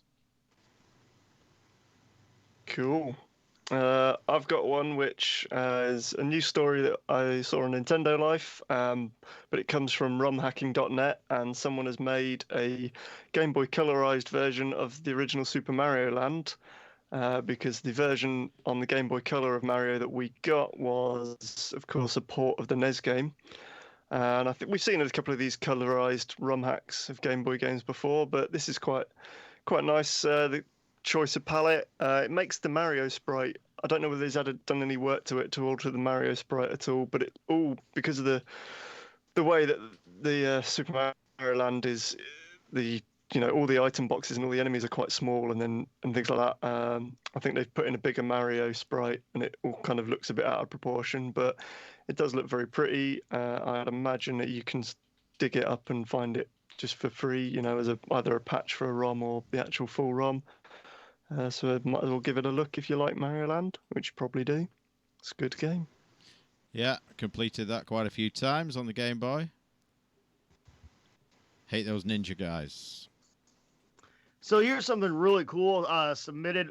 This is one of the ones I was going to submit, and I had a snafu I was talking about Mike with the email. Dave Lanke submitted it here. They're building a statue to video game pioneer Ralph Baer, and it's a pretty cool idea. BAE, which is a modern aerospace systems company. They do a lot of things. I mean, they get their fingers in everything. But they are the modern-day descendant of Sanders Associates, which was what Ralph Baer was a part of. Anyway, the guy who arguably invented video games was certainly one of the early pioneers. Putting up a statue to the guy, so that's pretty cool. They put up sports statues everywhere. The country is practically littered in them. You can damn near walk from one statue to the next for sports people, and it's good to see something for one of our own. Definitely. And I wish we had Per Holmstrom in for this, because this is the Tilt exhibition in, let's have a go at this, the Västergötlands Museum in the medieval Swedish town of Skara. And that name rings a bell, Skara. I'm sure they've had retro stuff up there before, and he's either been... Yeah, I've certainly heard that. Yeah, or knows about them, so maybe Per can go to this one as well. And it is an exhibit called Tilt, about the technological development, the cultural influences, and the Swedish history of pinball machines, which I must confess is not something I know a great deal about. Swedish pinball. Got one here from Neil Ballmer. Hey guys, I just stumbled across this SNES build. Don't know how it is or if you've had it in the news before, but it offers an internal resolution for SNES emulation, a higher internal resolution. This allows for crazy features as genuine widescreen, high-res mode 7, games such as Mario Kart, Pilot Wings, etc. It looks much better than you can actually see from the background detail. Then he provides some links to the Reddit and also some comparison videos. Have you guys seen this one before? Yes, I saw it when it came into news. I hadn't prior to that, but yeah, I did have a look at it when it arrived. Looks pretty neat. Yeah, I've seen some stuff about it. It's pretty impressive. Like when you look at the different details, there's a before and after. I mean, it looks significantly better. I think just the fact that you can play widescreen would be a big deal for me. That's one of the gripes that I have with some of these now. When I play on the Switch Classic or whatever the hell they call their little Nintendo service where you can play some of these games, sometimes it feels like, I don't know, you guys have done enough. Like, can't you just update a little bit? I'm sure some of the purists would have some problem with changing some of the aspects of the game. Maybe that changes some of the gameplay, but for me, I don't know. I want all the real estate used on the screen. So for me, this would be something worth checking out. Maybe. Just looking at one here that Mike has sent in. I'll pass it to him in a sec to see what his comment was from wanting to send it in. But my point is the first image that they show on it. So this is gamerdating.com, which is a gaming site dedicated to gamers. And they show a browser screenshot at the top of this press release. And there's like 3 just normal looking office profile pics of dudes, and then the one woman is then a much bigger picture. It's cut off at the bottom of the screen, but then she's also looking like she's probably doing some Lara Croft cosplay, and it's more a professionally shot photo. So I don't know what they're trying to insinuate here with maybe like there's just going to be a load of just generic men on it, and then like hot girls, or we've faked some hot girls, or come and check us out, we've got plenty, look at the hot girls we've got. They go on to say there's it's pretty much equal by gender, the gaming market, but they're clearly aiming this a particular way if you look at that first image. Is it really equal though? Well, it's not completely equal, but it's not that far off. I mean, what were their stats? They've got 56% male, 44% female. I mean, I would just have to say that that's probably including phone games and stuff like that, I still think consoles are primarily dominated by males. That would just be my gut.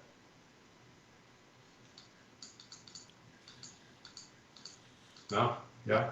I don't know. I mean, most gamers I know are male. So most arcade and pinball collectors, that's 99.999% male, period. There's a few women out there, and they are notable in their presence when you actually meet one. It's exceptionally rare. I know there are a lot of women gamers, but I think they tend to be less hardware committed. Like there are female car collectors, but damn few. But women like cars. But typically they're not going to go out and collect them, So that's kind of been my view of gaming. Like the women I know, the women in my life that play games, they're perfectly content to play whatever the hell's out on an iPad. They are gamers, but they're using that singular, convenient, happy-go-lucky little platform, of the iPad. They're not going out and buying a PS4 and an Xbox and a Switch and, every game they can get their hands on. Yeah, there are women that do have consoles. And what I find is, like, they tend to be more circumstantial. Like, one of my very good friends, right? He and his fiance went out. They went down to a gaming store that has, like, refurb retro consoles. And they bought an N64. And a couple of games, and they're both going nuts. They're loving that they have an N64 again, and he was the one that made the choice to go out and get the hardware. She'll play it if it's there, and she remembers playing it, when her brothers and her parents had one, and she certainly had games that she loved, and her enjoyment of it is just as valid as his. It's real, but never to the commitment level of going and getting hardware. So when I explained to them how like multi-carts worked, you can go get the EverDrive 64 and all that, she was like, absolutely, yes, that way I can have every game. It's amazing. But the same level of hardware isn't there.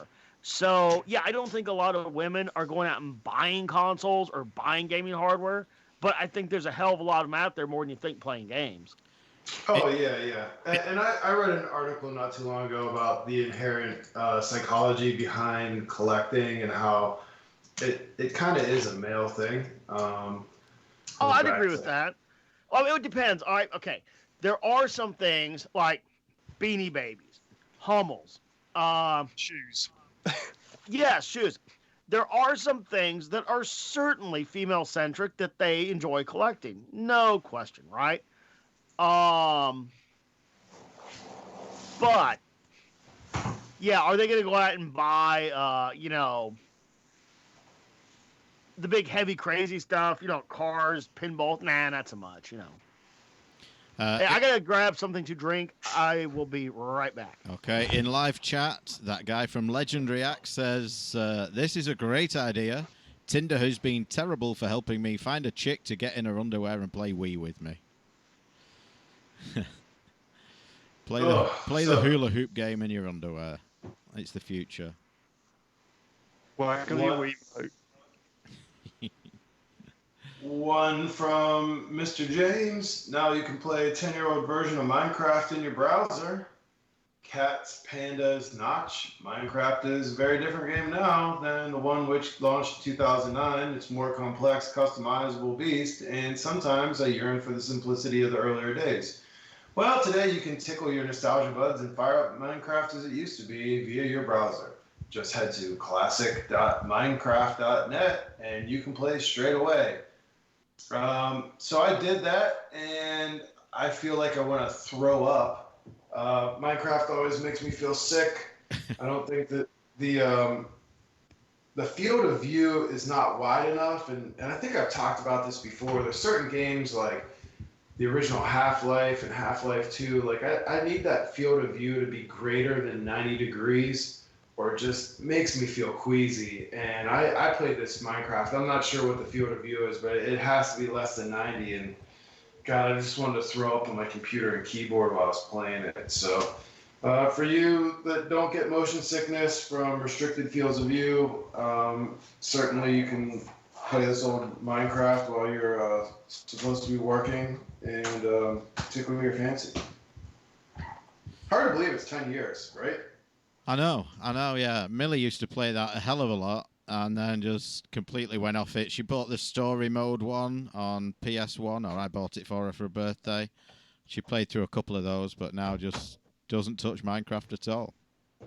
I think it's still a thing because one of my girls joined a swim team and they were calling out, like they were getting kids to swim laps based on, like jump in the pool with your favorite ice creams. Chocolate, if your favorite superhero Spider-Man, jump in the pool. And then he was like, if your favorite game is Minecraft, and like over half the kids jumped in there. So I still think there's a lot of young kids playing Minecraft.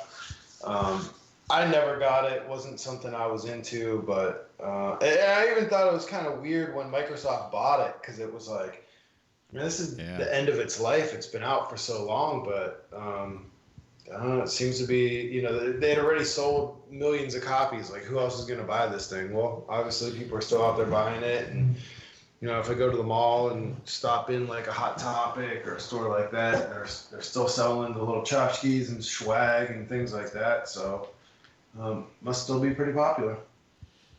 Yeah, I think so. Someone who's not as popular as they used to be is a YouTuber called Pro Jared, who was sending his fans dick pics, some of whom were not old enough to receive dick pics, which was why he got in trouble, and people were unsubscribing like crazy from him. So what? Where's that? Yeah, it is. I sent it in. Where is it? Oh, no, Video Masters TV sent it in. I've never watched one of his videos, and he's never sent me a dick pic. But no, he was requesting nudes as well from girls who were obviously then sending him them.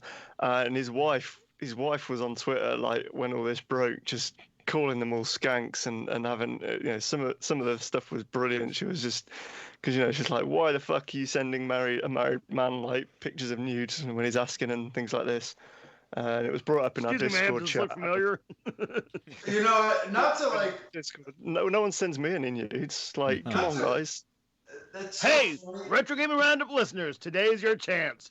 Please, please, please, please, send nudes to Random Dave. Yeah, you know what? Like, just to kind of rehash some of the retro magazine shit, which is, it's so funny that it happened to this guy because part of like I think I still have the original documents, like as far as like what we were gonna do for marketing and to get the word out for the Kickstarter and all this other stuff, and we built this whole program of how we're gonna map it out. And one of Mike Kennedy's like big things was we're gonna get Pro Jared to cover us. Like he was so adamant about getting this fucking guy to review us on He was like, I know I can get him. Like I've met this guy. Like I know him. I'm sure he'll give us a shout out and all this stuff. And like the guy basically was like, yeah, fuck you. I'm not doing it. But it's funny because he courted this guy forever, and he was like, sure as shit, he was gonna get him to cover retro, and it was gonna like launch us into the stratosphere. And here this guy's like requesting dick pics. I love it. And this guy, so he had. Yeah, I'll send one over. That's what it takes. He had over 1 million subscribers, and there's a site called socialblade.com, and you can look at a live count for the number of subscribers people have. And I watched this for a little while, like had it on for an hour at work or something, and he was on like 800 and something thousand, and it was just going down and down and down. This is his Pro Jared Plays channel. He has a couple of channels, and he's now just over 200,000. So he's lost like a fifth, only kept like a fifth of his audience. It's completely ruined his channel. I don't watch any of that stuff. I find the content just to be inane and boring and just fucking pointless, And the weird thing is if you exist in the modern world, you can't avoid some of this stuff. It's on the news. It's everywhere. You see it. And the one I just didn't quite understand is the PewDiePie thing. You had this guy, right? And they literally like showed clips of his videos. And he's just like, I play World of Warcraft. And that's the content, right? And you're like, what the hell is this? Who would watch this? Then all of a sudden, like he's like some freaking Nazi or something. I don't even know. I honestly don't know. That's the extent to which I know what the fuck's going on with this stuff. But this guy here with this whole thing, yeah, okay, whatever. It's just dumb. It's so dumb. How do you go from 4 million subscribers a month or 4 million viewers, and at what point are you like, send me your underage dick pics? Like what? Something happened along the way to get you to solicit that. Like I want to know what was the point? Like I'd love to talk to the guy and just be like, it was probably always there. He just probably had a platform to acquire it. I mean, yeah. So think about Random Dave. Random Dave is about to get flooded with unsolicited dick pics. Well, I mean, they were solicited by us, but Yeah. So the CU podcast talks about this. He had no intention of becoming like a video game reviewer. Like it was all just a platform for him to solicit underage dick pics. No, I think he liked both. I think he liked the pics, right? He always had that intention, right? And I'm sure he utilized other avenues. Like when he was... So let's face it, this YouTube stuff doesn't pay the bills until it magically does for a brief period of time. So there's almost a certainty that he was delivering pizza, okay? So he's out there delivering pizza, and he's looking for the tip. I guarantee you, if he could have turned delivering pizzas into like seeing something, he would have. Okay, so he starts doing these YouTube videos, and all of a sudden they catch on, and content quality, skill of the presenter is seldom associated with popularity. For some reason, whatever it is, some intangible thing, this person goes viral and their videos are everywhere and they have all these followers, right? I don't understand it. It is what it is. But so he was like, I couldn't turn around my job at Target. I couldn't turn my job around at Domino's, but this I can use. And he did, period. I don't think there's much more to it than that. No, the CU podcast talked about this because Pat knows Jared, and he said he always found him a little bit creepy. So maybe it was always there. It's funny because I find Random Dave a little creepy, and now he's about to get flooded with pics. Oh, yeah. You can hear excitement. I guarantee you, if you are quiet, you can hear in the background Random slowly checking his account, looking, refreshing, ever so slowly. Yeah, I mean, I do have to say, no offense, Dave, but if there was one of us that was going to have, like, been soliciting for underage dick pics on the show, I think it would be you. I didn't say it was going to be that. But if there's anybody that it would come to the surface that had, like, something like this going on, I'm not saying criminal, nefarious, or certainly harming children. That's not the joke. But if one of us was going to surface in a fiasco, now that, let's face it, the Kennedy equation's been solved, if there's one of us that was going to surface in a fiasco, my money's on Dave. And I mean that in a compliment. Like if it came out, Sheffield videographer implicated in dogging a website scandal, and it was Dave's picture, I'd be like, yeah, okay, you need some money for bail? I get it. Oh, Random's just logging in. You have email. Oh, there you go. There's the dick pics. So, Random sent one in here about Metal Slug, the ultimate history. I did. From Bitmap Books, and just on books, I don't know if you saw, but AD wants the Sensible book. Yeah, I did. All right. Yeah. Metal Slug has to be one of, like, if we concatenated, like, all of our top 10s, what games kind of, it has to be on that list of, like, top 10 of top 10 games. Like, it seems to pop up, like, all the time. Yeah. And so if you're not familiar with the Bitmap books, these they've sort of transitioned into now sort of these big format hardback books. There was a Neo Geo one, which was really good, Mega Drive one, and a Dreamcast one's about to be released. And this is one all about Metal Slug. Lots of big double-page spreads of graphics, but then also concept art. He's got access to the original developers for interviews. So there's going to be lots of content. It's going to be a very nice book by the looks of things. So if you like Metal Slug, it's going up for pre-order in July. So we'll probably send a reminder about that next month. I think we should each get one. I think we should get one as a prize. Yeah. I'll definitely be picking it up, I think, to go with the other ones. Fuck yeah. So I can tell you what games have been picked most with my super duper top 10 database. And the top pick with 15 picks is actually Pac-Man. Donkey Kong with 10, Space Invaders, Tetris, Outrun with 9, Qbert, Bubble Bobble, Super Mario Brothers, Asteroids with 8, Zaxxon, Defender, Cannon Fodder, Legend of Zelda, Star Wars with 7, Frogger, Doom, Pong, Warlords, Star Fox and Tron with 6. But so yeah, that obviously is not sort of mashing up like the time we've had Metal Slug 1, Metal Slug 1, Metal Slug 2, Metal Slug X, Metal Slug 3, Metal Slug 4, Metal Slug 5. So I wonder if maybe once you combine it, might be up there. Let's do a search for Metal Slug. So there are. What was number one again? Pac-Man. Yeah, and rightfully so. Let's face it, we're not far off. 3, 4, 5. I mean, he is the first gaming mascot. 6, 7. 7 appearances, I think, for Metal Slug, if I've counted that right. Yeah. For a Metal Slug game, it has 7 appearances. Where does that rank against some of these other ones? Is that in the top 10? Pac-Man was 15. Yes, it would be to the lower, to the lower end of the top 10, I guess. Oh, why is that forbidden? Stop it. All right.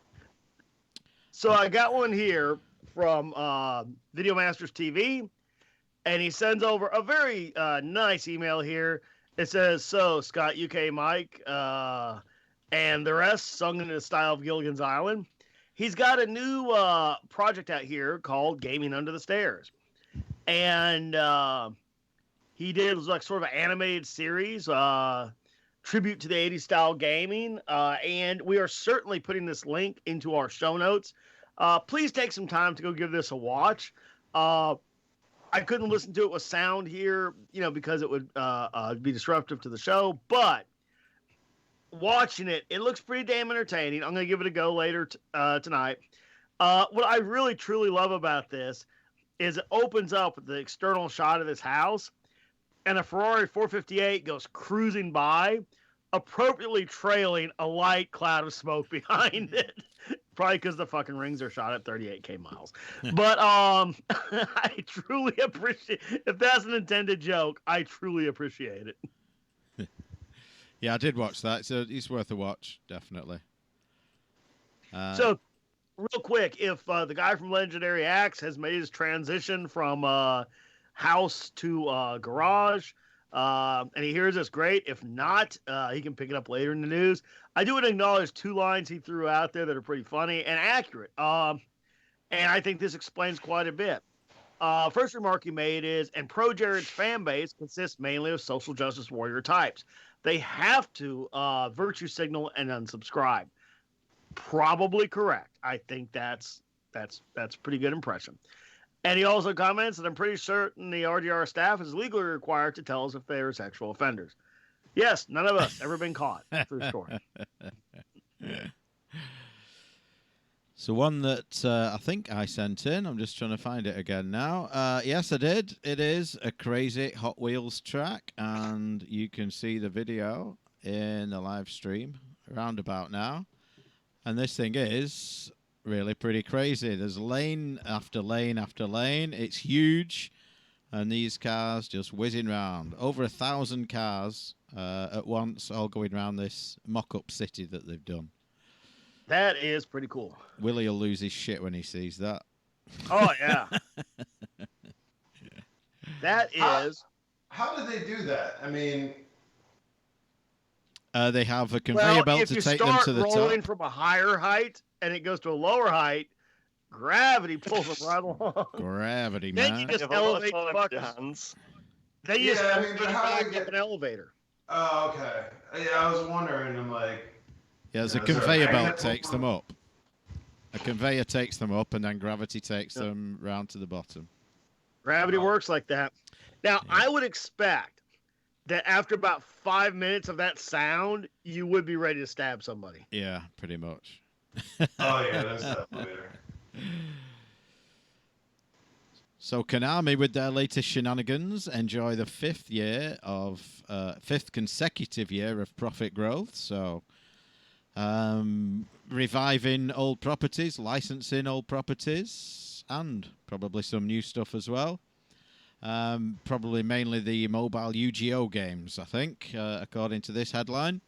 But they're in the 5th consecutive year of profit growth, which is a good thing for a long-established game company like that. Come on, Konami. We know you got it in you. We know you can do it. So I wanted to pull one here. Go on. So go on. I was just going to say they've done anything big since Metal Gear Survive.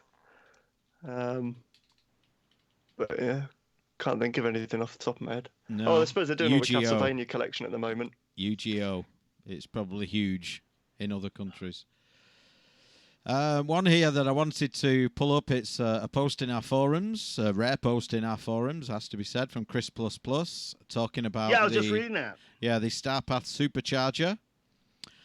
He says, in case you're still curious, the Arcadia Supercharger, later rechristened the Starpath Supercharger, when Arcadia had to change its name, tacked another 6 kilobytes of RAM onto the VCS's usual 128 bytes. And the games could also use more data storage than the standard cartridges, 4 or 8 kilobytes, because of the ability to load more than once from a cassette. If you didn't mind waiting, a huge level 2 could be loaded when you've beat the huge level 1, that sort of thing.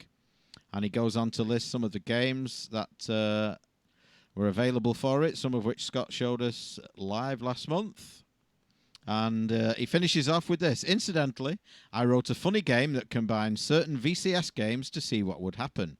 Pitfall Harry, dealing with the dragons from Adventure, etc. for the Commodore 64. It's in the current game base for some reason, and it's called Stella Gets a Lobotomy. So go and check out Chris ++'s game, Stella Gets a Lobotomy. Like and share. Mike, you had a great remark to that. Thank you. I'll check out your game and give it a shitty review. Yeah. Yeah. Which I do plan on doing. Mighty nice of you. Got one that I sent in, which was from a Gematsu article, which was that Gmode Corporation has announced Burger Time Party for the Switch, which is what seems to be a 4-player version of Burger Time, with updated, modern-looking graphics. Kind of look a bit like the old Flash games used to look, that kind of style. But yeah, it could be interesting. Sort of I don't know whether it's competitive or cooperative at the moment, but yeah, a bit of 4-player Burger Time action could be interesting. Could be a laugh. So that will be sometime later this year. I personally don't care for the art style on it. I don't know. There's something charming about the original graphics to me, and this kind of takes away from it. But that said, I do love a 4-player party time game, so I'll probably check it out. Well, I just got distracted for a moment. Got a really cool submission here from Mike James. Know that guy. Yeah. And it's a link to a Chive article, and it's basically matching up voice actors with the roles they played in games, right? So it's like Mark Hamill's the Joker. Some of these names, I don't know who the hell they are. Hey, Mark Hamill, real quick, is going to play the new Chucky in the Child's Play remake. That's pretty cool. Kiefer Sutherland,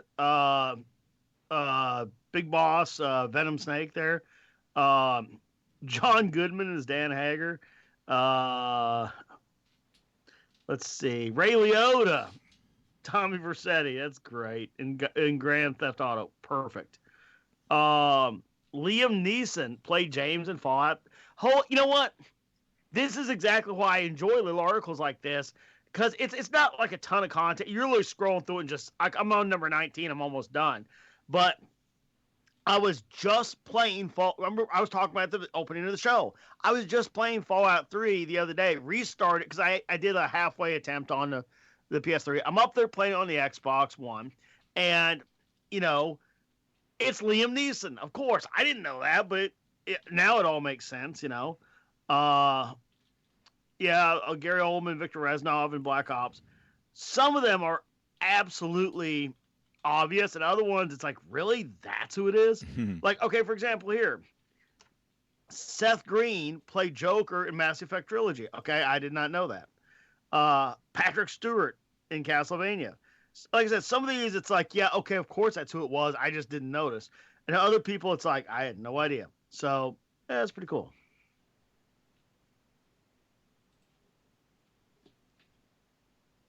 One here is from John at Video Masters again. Ghostbusters, the video game, gets remastered. I don't know, you guys. I love the original films, and yes, the reboot as well.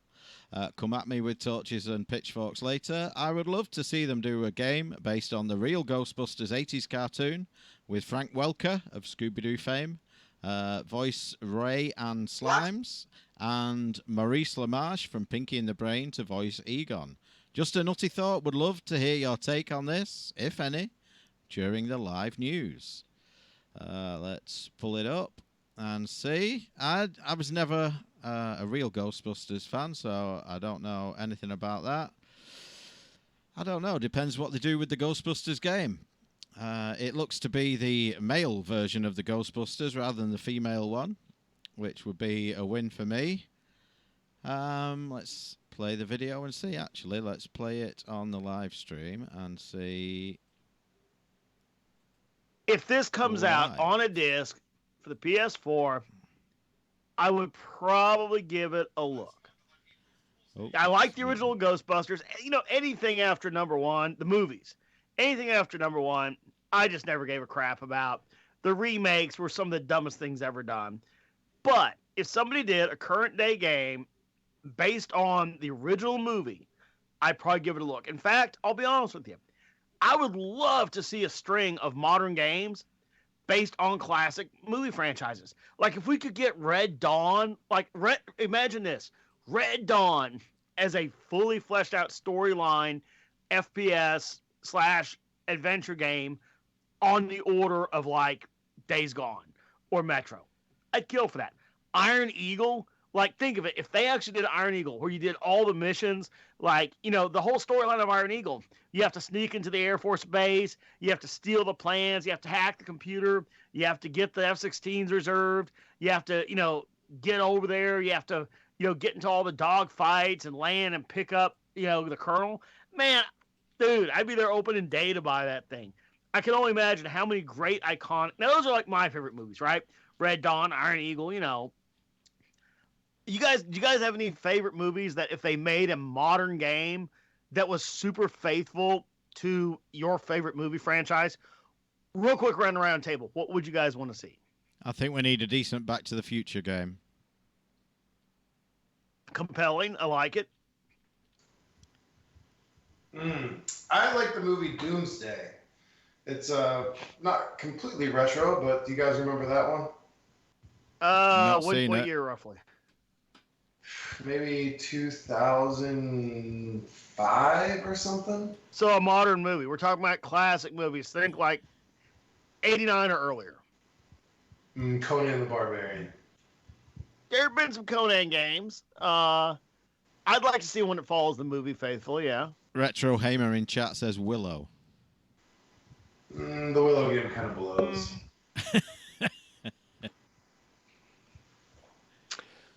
Elfdom agreed. Red Dawn. Big Trouble in Little China. Interesting. Yeah. Interesting. Fantastic. Not seen that for a long time. I got one here from Andrew Hane. Hane.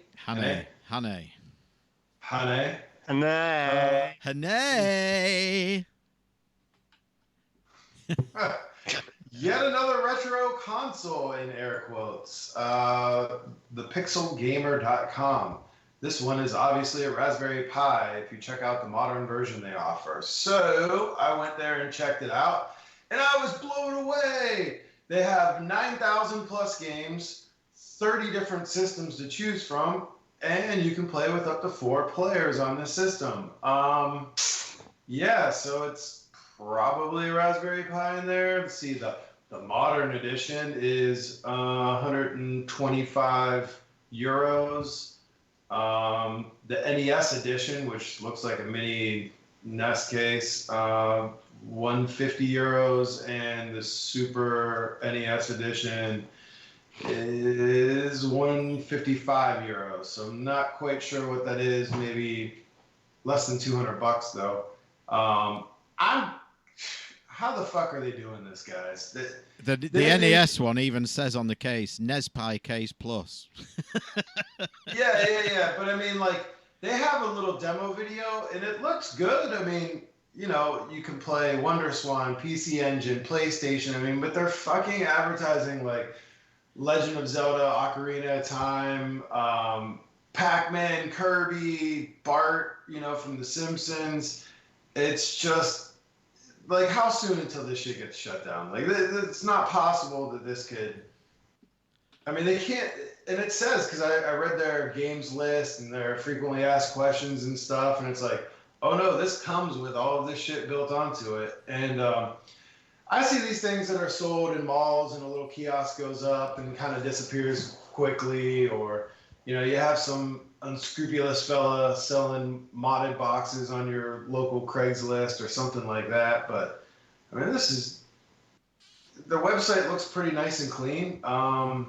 You know, and I think if you don't have the wherewithal or the know-how to build a system yourself, it's not an unreasonable price for everything they're giving you, with the glaring fact that all of this shit is completely illegal, right?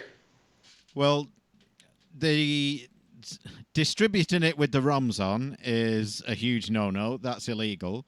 And depending on the emulator, some of those you can't distribute without a license, so that would be illegal as well. Now, whether part of this price includes a license fee that they'll pass on to the emulator developers, which I doubt very much, I don't know. Maybe they get out of that one, but you can't sell an emulator and you can't sell ROMs, so it's got to be illegal.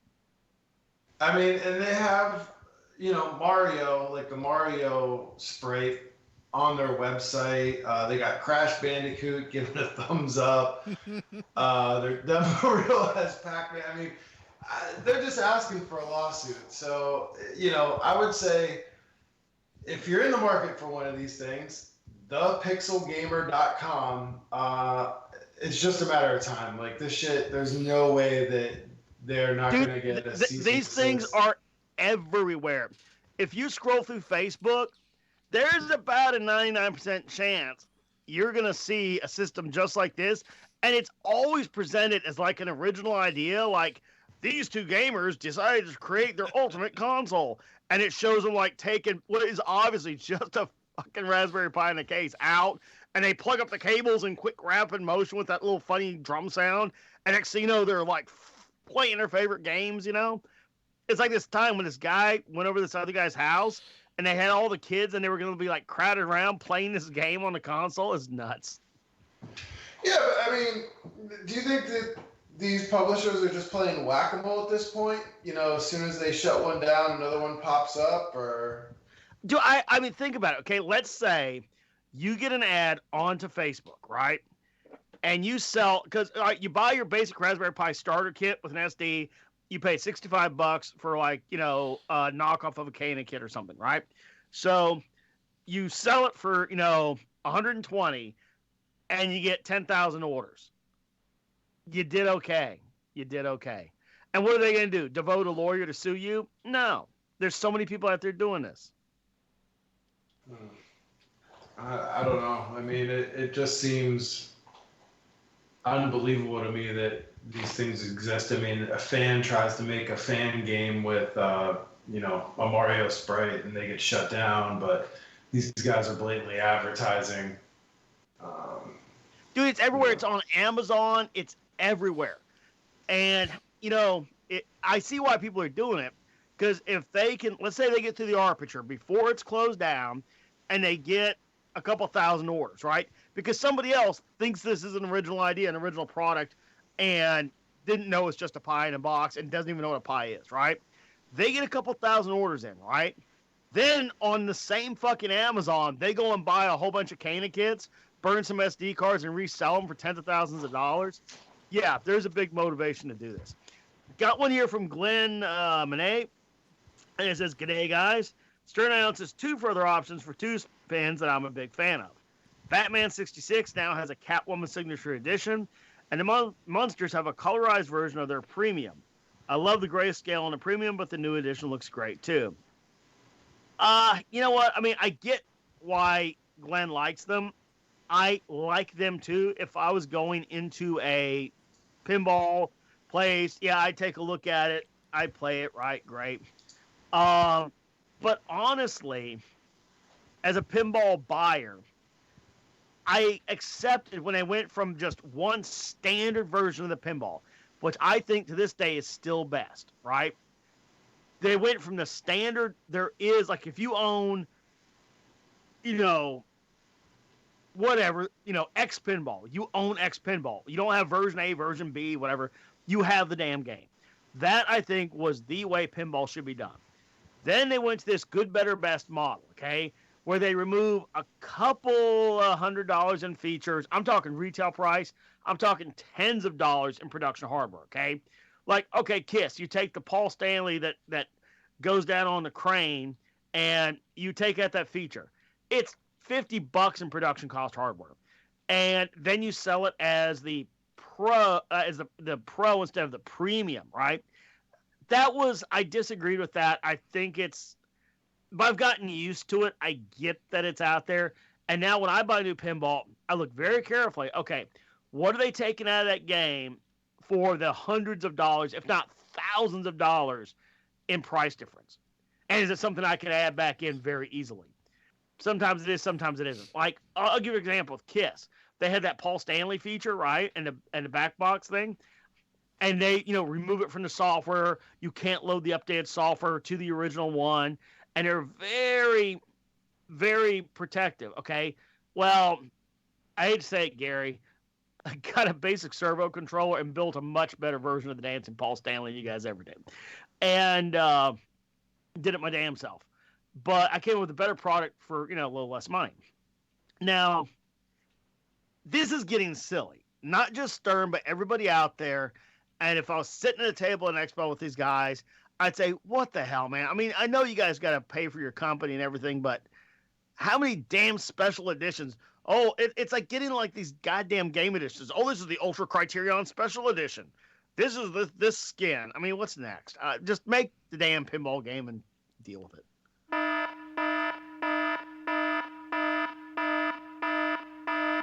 So this one reminded me something we could have talked about at the top. We had Play Expo earlier this month. AD and I went along to it, and it was in a new venue in the centre of Manchester. And in general, I have to say, what did you move it to? The GMEX, which is the old Manchester Central train station. I know that. Yeah, they've used it for concerts and things like that. It's a smaller venue than Event City.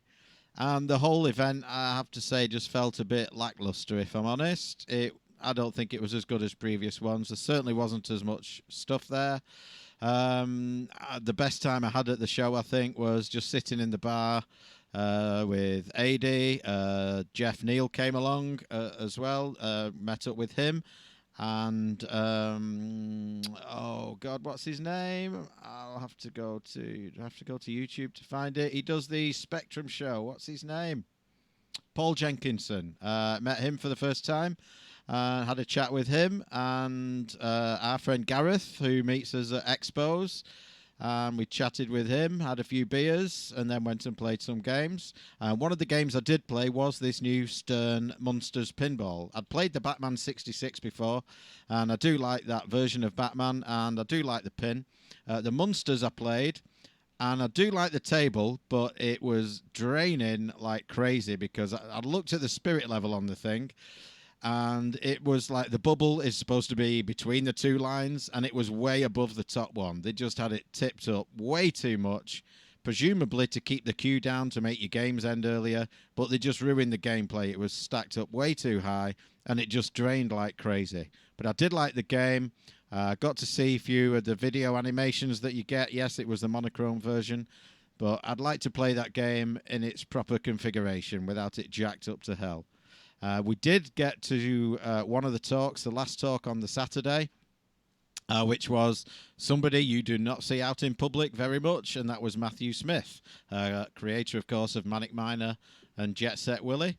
And it wasn't the smoothest of talks. Matthew is not the most sane of people, and maybe he'd had a few beers, maybe he'd had something else, maybe it was just him, I don't know, but it was... not the easiest talk to listen to. All right, how I'm fascinated to know how off the rails. What was the cringe factor in the room? Well, it was uncomfortable at times because he said some inappropriate things that you would get away with in a small group. Sat in our booth, we'd talk toilet humor, we'd tell dirty jokes. It's that kind of thing. But there were kids in the audience. It's the general public. And in these days of snowflakes, you could just feel the shock around the room as people got offended. Is there video of this? I don't know, to be honest. I didn't video it. There were people filming, perhaps. I've not looked. If you go to YouTube and look at Play Manchester, you may well see someone with footage of it. I don't know. But the talk was hosted by Paul Drury, who I do know Paul. See him at expos, and he does a few talks like this. You know, he did John Romero at the revival we were at. I'm sure you were there, Scott, when John Romero was there. Paul did the talk with John there. So, you know, he's an accomplished panelist, if you want to call him that, moderator, whatever you want to say. 52-minute video of this. And he was, that will be probably the whole thing. Matt Smith, Jet Set Willie, 35th anniversary. That's the one. Watch that. Okay. Bookmark that. And I could just feel for Paul because he was trying to get it back on the rails and it was going off the rails. The wheels were wobbling, but I think we got away with it. But a couple of awkward moments in there. Pretty topical. This is pretty topical here because we just got an email from George Lutz, one of our listeners. And he says, I left this voicemail for you. Maybe you can play it on the air. And it says, quite simply in the title, will you appear at my benefit? It does. And where did I put that? I did save it somewhere and we can play it. Now, if we're asked to speak at a benefit, I could see a very similar. I think we can one-up Matt. I think we can one-up Matt in a big way.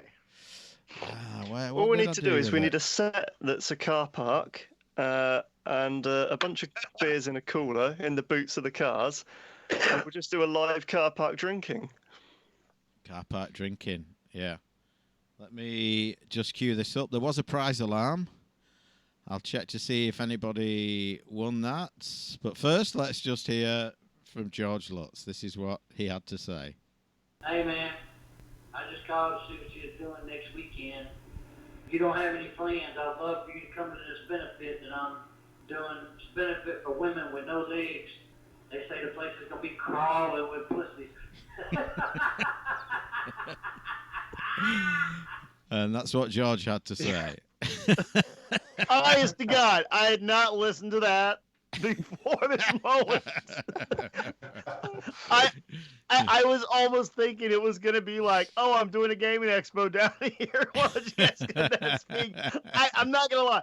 I was legitimately hoping we'd have an actual chance to go one-up Matt. But, hey, we still have our chance. Now, if I could just, rewind the reel-to-reel here just a moment.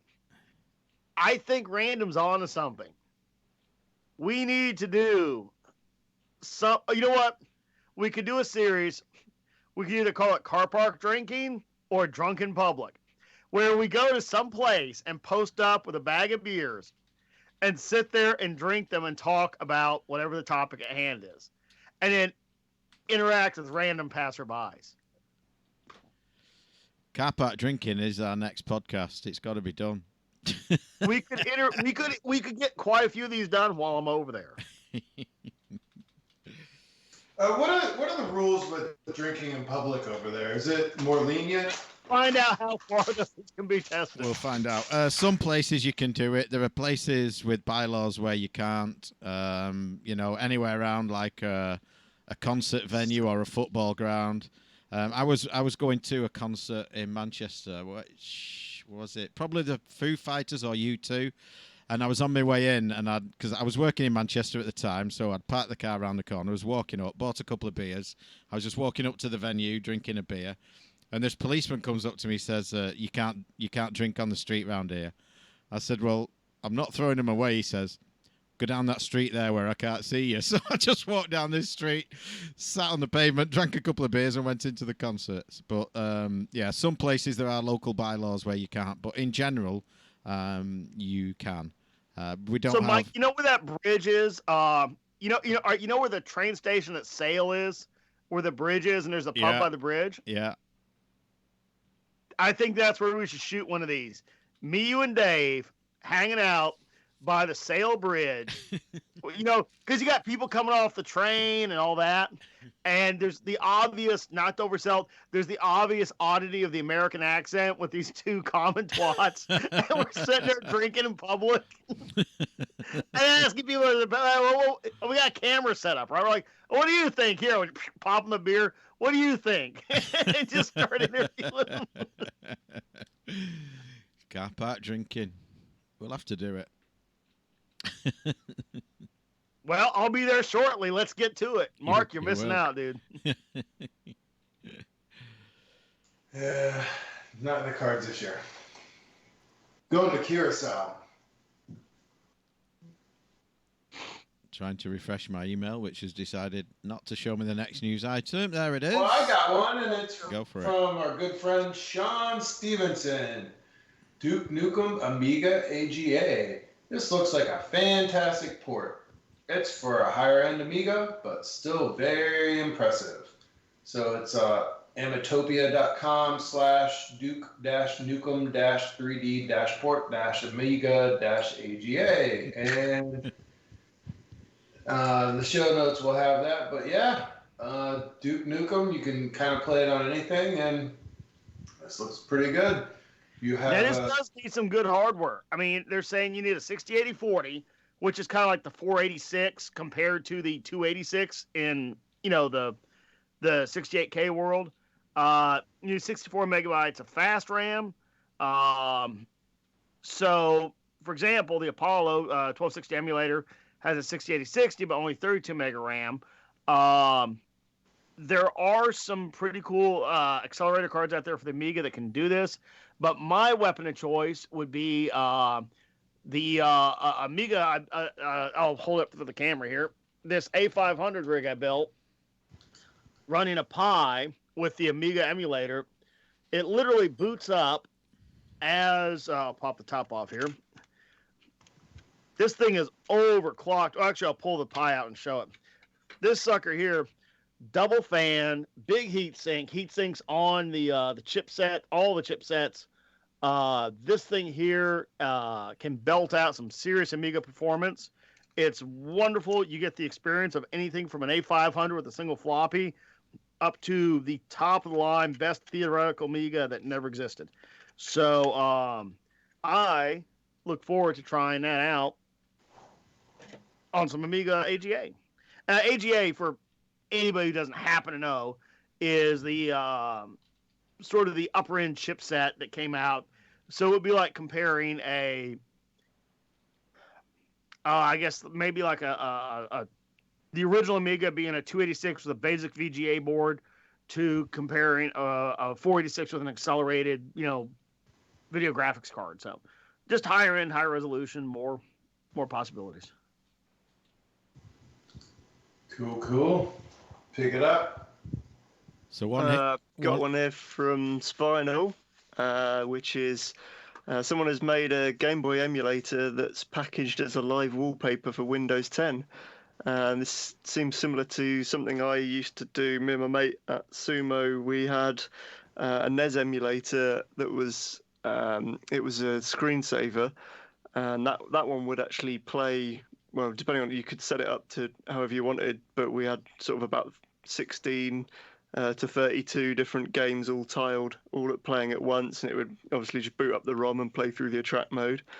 And this kind of is a similar feeling to that. It looks like you can actually play the game, like just jump in and play it whenever you want, if you want, or you can just have it set up to record. You can record macros of gameplay and then just have it set to run through these scripts as it plays through. But basically, it just sort of sits there all day and just plays Game Boy games as your wallpaper. It's kind of cool. Technical one here from Ryan Anderson. The Linux kernel can be exploited remotely prior to 5.0.8, that is. And I listened to an article about that on the Security Now podcast, and it's not an easy thing to do, so I wouldn't go panicking. But Linux can be hacked. Older ones, anyway. One here from Carl Klitsky. Champ Games to bring Port of Gallagher to the Atari 2600. Amazing what can be done with the hardware now, he says. Thanks, guys. Carl Wow. Klitschke. And this does look a pretty neat version of Gallagher for the 2600. I might be able to put it on the stream for you there. And you can I'm have looking a look this at over, and you know what? This makes a lot of sense. After, we went through the experience of creating CG adventures and saw what, and did what went in, to making a VCS game. I could see how with like the graphical tools available today, like the way that our characters are drawn and the scenery and the items, I could see all of that absolutely being utilized to create a pretty darn playable version of Galaga. So I hope they release this on physical cartridge. I am damn near down for that. That's kind of the ultimate homebrew. I love it. Mike James sent one in. The Doctor Who is getting a cinematic feature-length VR game later this year, coming to the Oculus, Vive, and PSVR. The long-running sci-fi show Doctor Who is once again getting video game treatment, this time in a cinematic feature-length VR game coming to those platforms this September. Made by Maze Theory, the same guys that put out the Peaky Blinders VR game. And it's a brand new game that you'll travel through the show's 55-year history armed with your iconic sonic screwdriver to solve mind-bending puzzles, grapple with classic monsters, and encounter new horizons in a quest to find the Doctor and defeat powerful force that threatens to destroy the fabric of reality.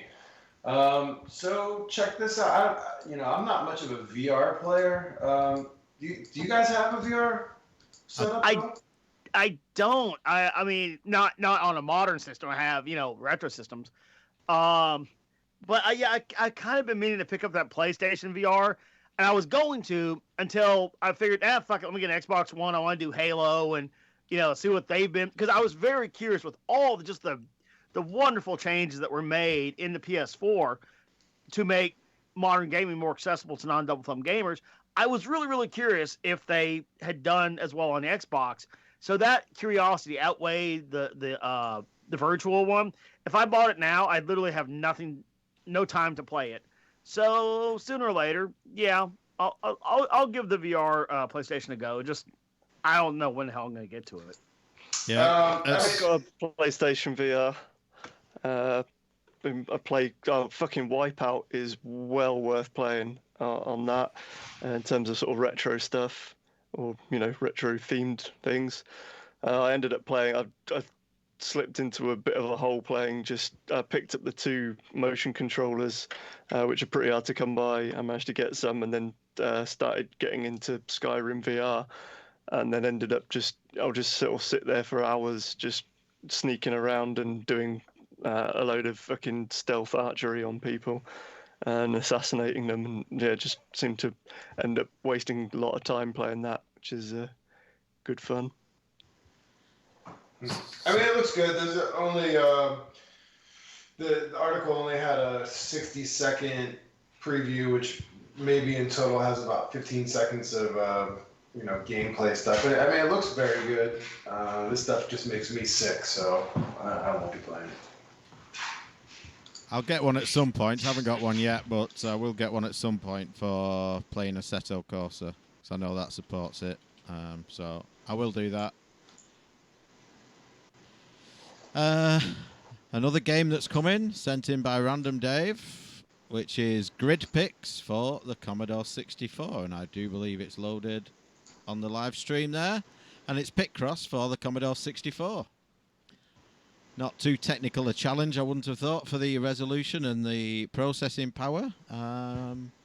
So I would definitely check that out. A huge C64 fan and a huge Picross fan, so definitely a win-win for me. Mike, why don't you take the one about the Lego axle sorter? I'm always continuously amazed with... I saw one that did like gravel sorting, and it worked just like a real gravel sorter, where you get everything from damn near boulders down to sand, and it sorts the aggregate by its size. I've never built any Lego. I mean, not in modern day. I built Lego back in the day, but I've never gone out and bought like one of these modern Lego sets and all. I don't have time for that. I'm busy with every other thing I'm trying to build. But I do really have a lot of respect for the way they replicate mechanisms of real industrial machines into these, Yeah, I'll play the video in live news. Just let me just... you ever done any of these, UK? Pull it up. I've never done this, but I did have loads of technical Lego sets. I had cases and cases of it. I used to build my own cars, built different engines. Used to do all of that, and yeah, not built anything kind of this technical before. But let's pull it up on the feed there. So this thing is, he just chucks. He has like a hopper, and he chucks loads of different sized Lego axles into it, and then they're pulled along a conveyor belt, and depending on the length of them, they fall into different openings, and they go along and get dropped into the right receptacle at the end. He's got like wheels spinning that sort of pull the axle through into the chute, and then the chute goes round and drops over the different bins at the bottom. And at the end, he pulls out all the trays and shows you all the Lego axles sorted into the right one. It's an amazing thing to watch. This must have taken not only hours to build, but I mean hours to design as well, and lots of design changes as he went on. It's kind of mesmerizing to watch, and he speeds it up. It's running at 10 speed. It's all these axles just appearing in the different hoppers at the bottom. It's amazing.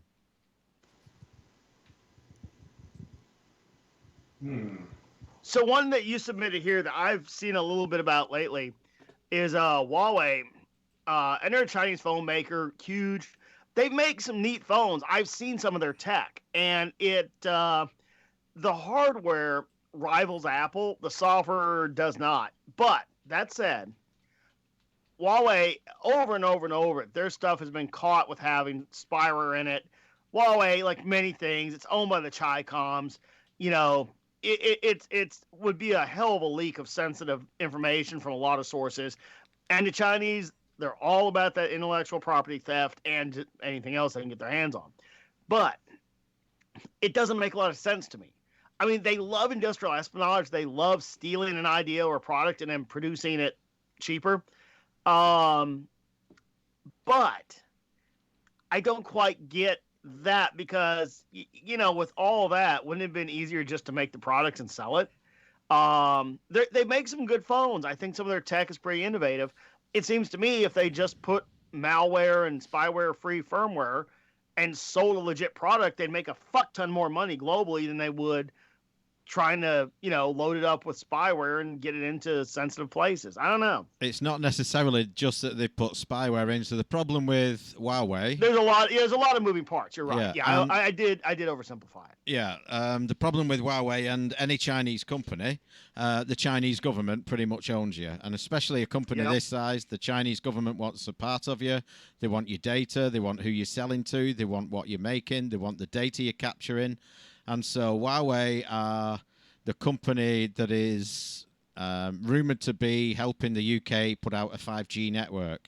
And so anything that you do on a 5G network, which will go via Huawei, the Chinese government can come and knock on the door and say, right, hand that over.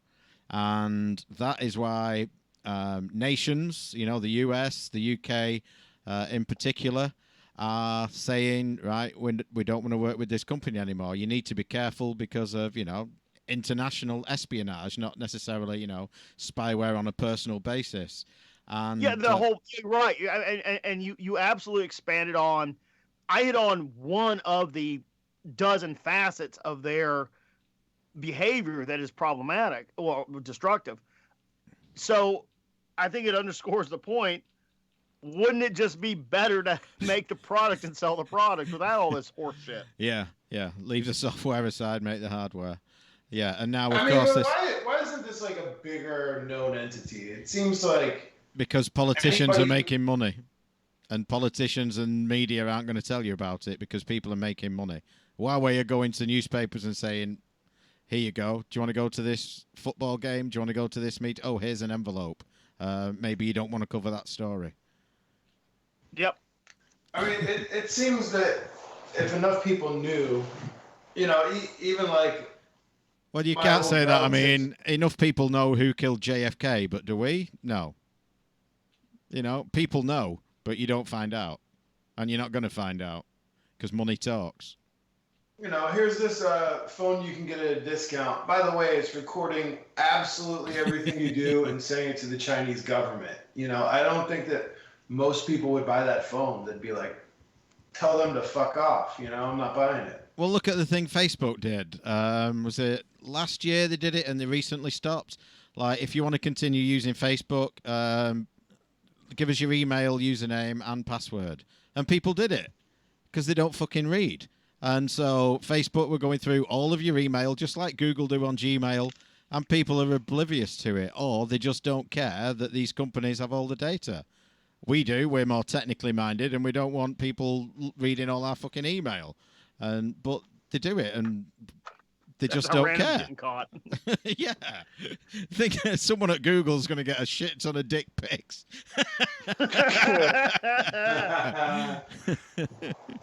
All part of our grand plan. Yeah. I blame millennials. Well, I'm not buying one of these fucking phones. They can fuck off. Yeah.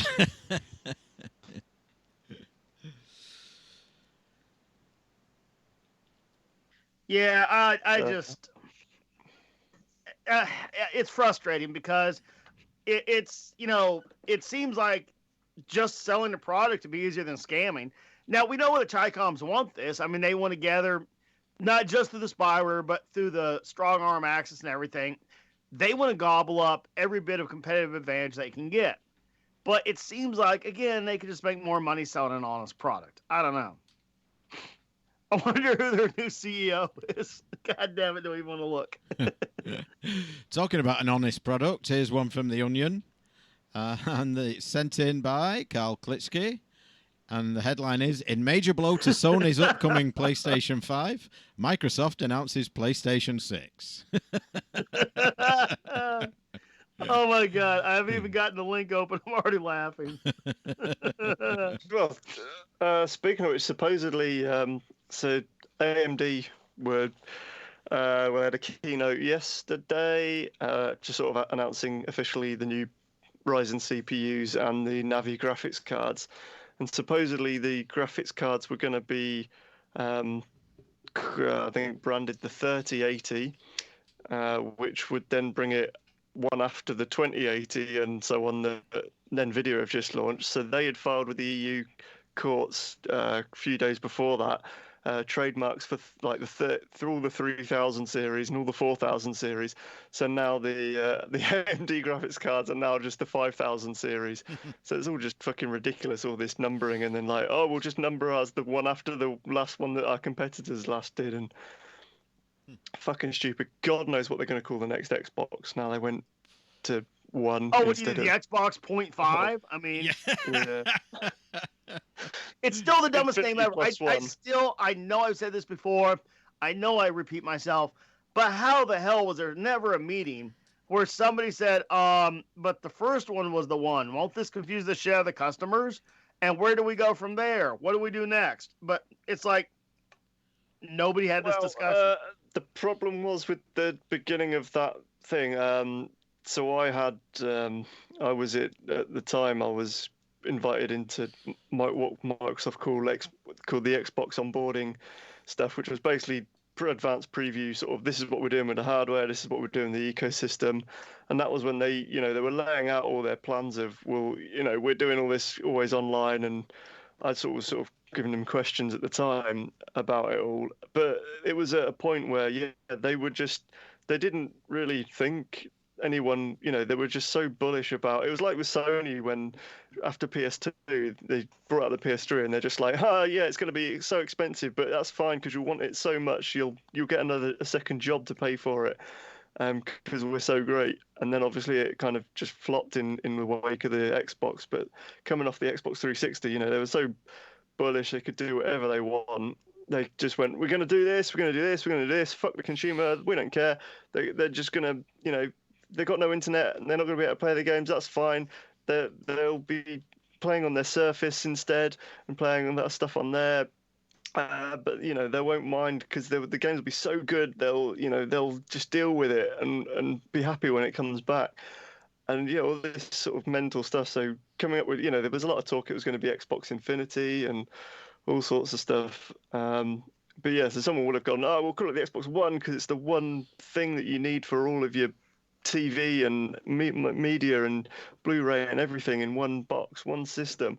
And so there would have been some people going, yeah, maybe, and some people going, I don't know, but they'd just been like, no, this is it. We can do it. We can just tell everyone that's what they want, that's what they're getting, and they'll lap it up. So probably just that happening.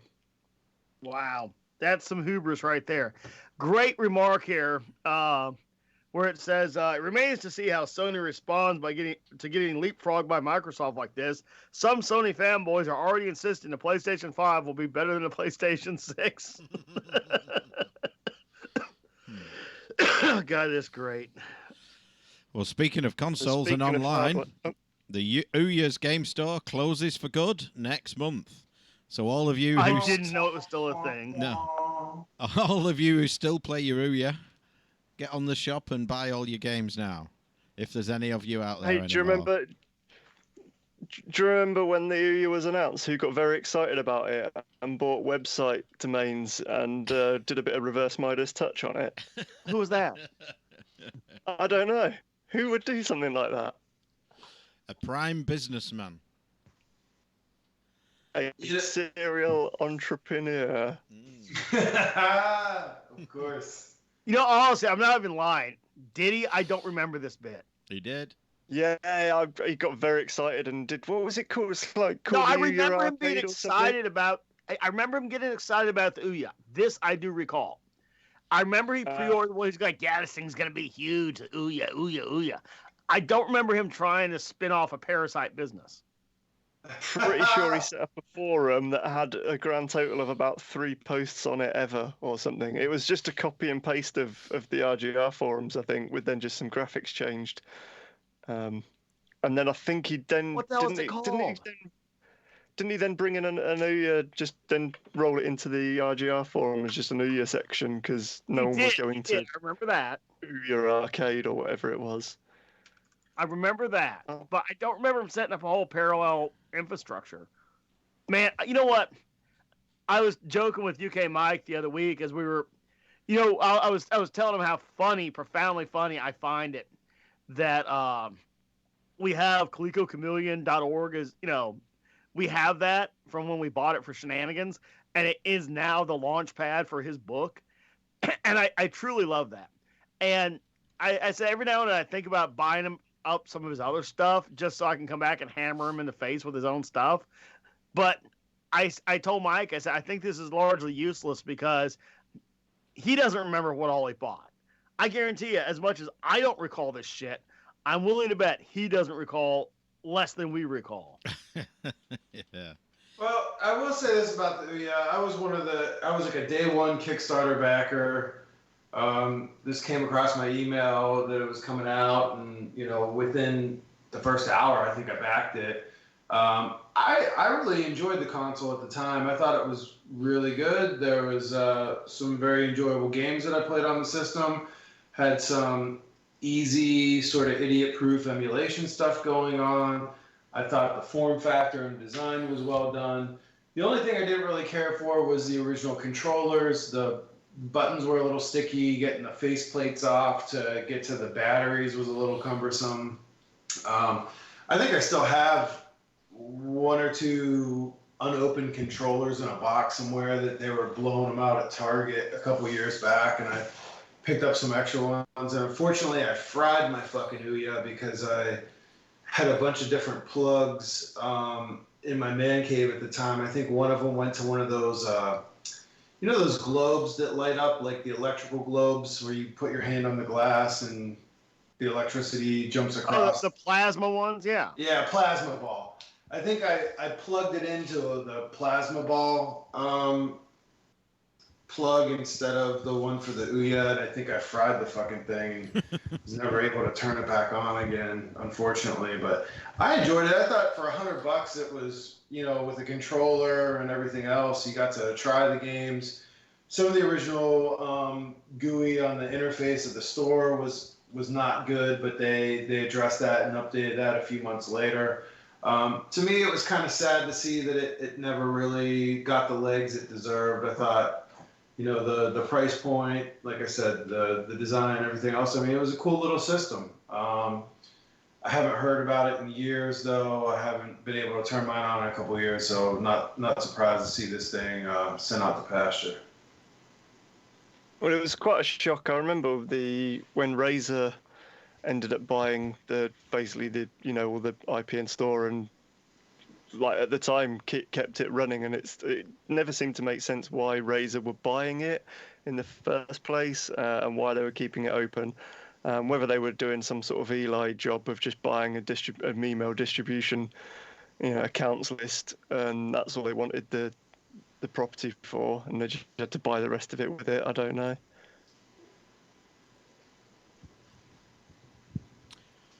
Wow. Okay, this is really, really cool. And I'm glad we're right at the end of the news because I have 11 minutes before I have to be out of here. I don't know how I missed this. Carl Klitsky, thank you for pointing this out. There has been a lot of chips that are in very short supply for a long time. Notably, some of the ones in Galaga, some of the ones in the Nintendo PlayStation Stand. And these chips, they haven't been in production for 25, 35 years, and they're quite rare, but the functionality of them was very simple, right? But let's say the legs are rotting off which they are, the Starfield generator chip, right?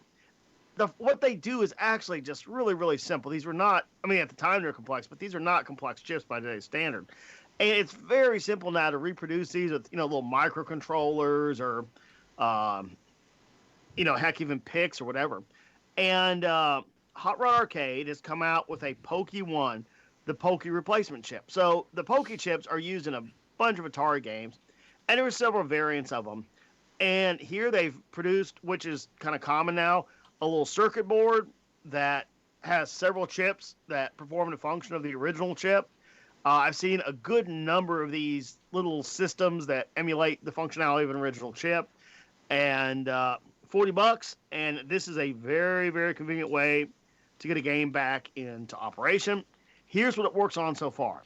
Tempest, Centipede, Star Wars, Battlezone, Asteroids Deluxe, Major Havoc, Gravatar, Black Widow, Space Duel, Missile Command, Missile Attack, Millipede, Marble Madness, Indiana Jones, Paperboy, Championship Sprint, Food Fight, Return of the Jedi, Empire Strikes Back, and Warlords. Several of those games I have. They also are going to test it on about another half dozen. And, this is good news, man. This is the kind of stuff that I'm averse to putting an LCD in a CRT game. I'm not averse to going and getting rid of, if I have a failed IC and this does the same job as the IC, to me, that's a wonderful fix. I'm totally good with that. Yeah, I did see that one when it came in. Looks good. Leeds Arcade Club is opening end of the month, and it's going to be the same style as the one in Bury, not too far from me. But they're going to have, so it's going to be over split floors again, but they're going to have a lot of the larger games over there and some of the hydraulic-based games. So some of the racers that move, which will be good. So we'll have to plan a trip up there at some point. We'll let the crowds die down. UK, before the graphic leaves, take a look at the little GIF you have up there with the soccer players all distorted and everything. Yeah. So remember I mentioned earlier that there were some graphical glitches and some glitches that appeared in Days Gone about half through the game. So I left like the initial 2 starting areas and ended up in his 3rd area. And all of a sudden, it's weird as hell, man. Like it's, I went into this one camp I was going to assault, and there's like things are up in the air. But what I did is I was able to just walk through it, and there were no enemies. Things were all glitchy and everything. I literally went through it and figured out where everything was, where the bonus stuff was, where the loot was, where the enemies were. And then I rebooted the console. Oh, lo and behold, there's patch 1.09. And whoever developed this game, I honestly don't know who it is, really cares because their patches were on point, quickly developed, and effective. So I go back in, and all that stuff works now, fine with the patch. But I did kind of get a preview of where everything was, and it made it real easy to go through this camp, and I'm pretty happy with that. Got a quick one here on a new little handheld console that's been announced called the Playdate, which looks like a very thin sort of Game Boy form factor, a D-pad, a B and an A button, but also a little crank on the side like you would find in a little handheld fishing game. It's going to come out by the publisher that published Firewatch, and it's got a bunch of developers behind it, like Keita Takahashi, who did Katamari Damacy and Nobby Nobby Boy, and Bennett Foddy, who was a guy who did QWOP. And it's going to cost $149, sorry, to buy. But then in the first 12 weeks, each week a game will be released for it, and that first season will be included in that price. Which is kind of an interesting way to sell and package the games for it. So you're going to get 12 games on the system. It's a bit weird. Could be interesting how anyone uses the crank on the side. Yeah, I thought at first this was like a wind-up battery-based thing, but no, the crank is used in gameplay in some way. Yeah, I thought it'd be for charging an internal battery until sort of reading about further into it. So, no, that's could, whether it will just be fishing-based games or something a bit more interesting, we'll have to wait and see, I suppose. Pretty cool. All right. Well, I suppose on that note, we're going to have to close it out. Unless anybody has any last-minute thing to add. I do. So I typed in all the names of the folks that sent in emails and comments this month. I gave them each a number, and I ran it through a random generator. And the winner of the Bard's Tale Remastered Collection is Ryan Anderson. Woo! So we'll send Ryan an email seeing if he would like the Steam code for the Bard's Tale Remastered. And if he does, he gets to keep it. And if not, maybe we'll just throw it back in the hopper and recycle it for another prize. But it's a good game, so I have a feeling Ryan's going to keep it. So congratulations to Ryan Anderson. And definitely, guys, keep sending in those news stories. We know there's a lot more of you that listen that don't send stuff in. And, we like to see new emails from new listeners, so send them in. Is that new or nude? Nude. Yeah. Oh, okay, all right. So, real quick, for my co-host, I'm holding up to the camera here. I ordered 2 of these by mistake. Now, my co-hosts will know about this if they look at the cameras. And some of our listeners will know, too. Let's not say it out loud. See what that is, boys? Not yet. I'm just zooming in. Yeah, it'll be in a minute. Think of a contest to give one of these away. I have to. I'm not going to send it back. So let's think of a great way to give this away. It is pretty darn cool. So that's all I got there. Hey, UK, after we drop the call, I need like a 2-second call with you, and then I got to skedaddle. Okay, and just to confirm, Ryan Anderson won the prize randomly, not because he thought Random Dave was quaintly appealing. So, just to quash any rumours that may begin. So thank you everyone for... It's the start of my plan, it's working. Thank you everyone who joined in and took part. Congratulations to Adi for winning the prize. We didn't give the other away because some people joined at the start and left. Some people came in late and didn't know the phrase that pays. So you need to be in for the whole thing next time and you might win your prizes. In it to win it. And you get to win it. You got to be in it to win it. So thank you. And good night, everybody. Say goodbye, everybody. Bye, everybody. Goodbye, everybody. Woo! See you gents soon.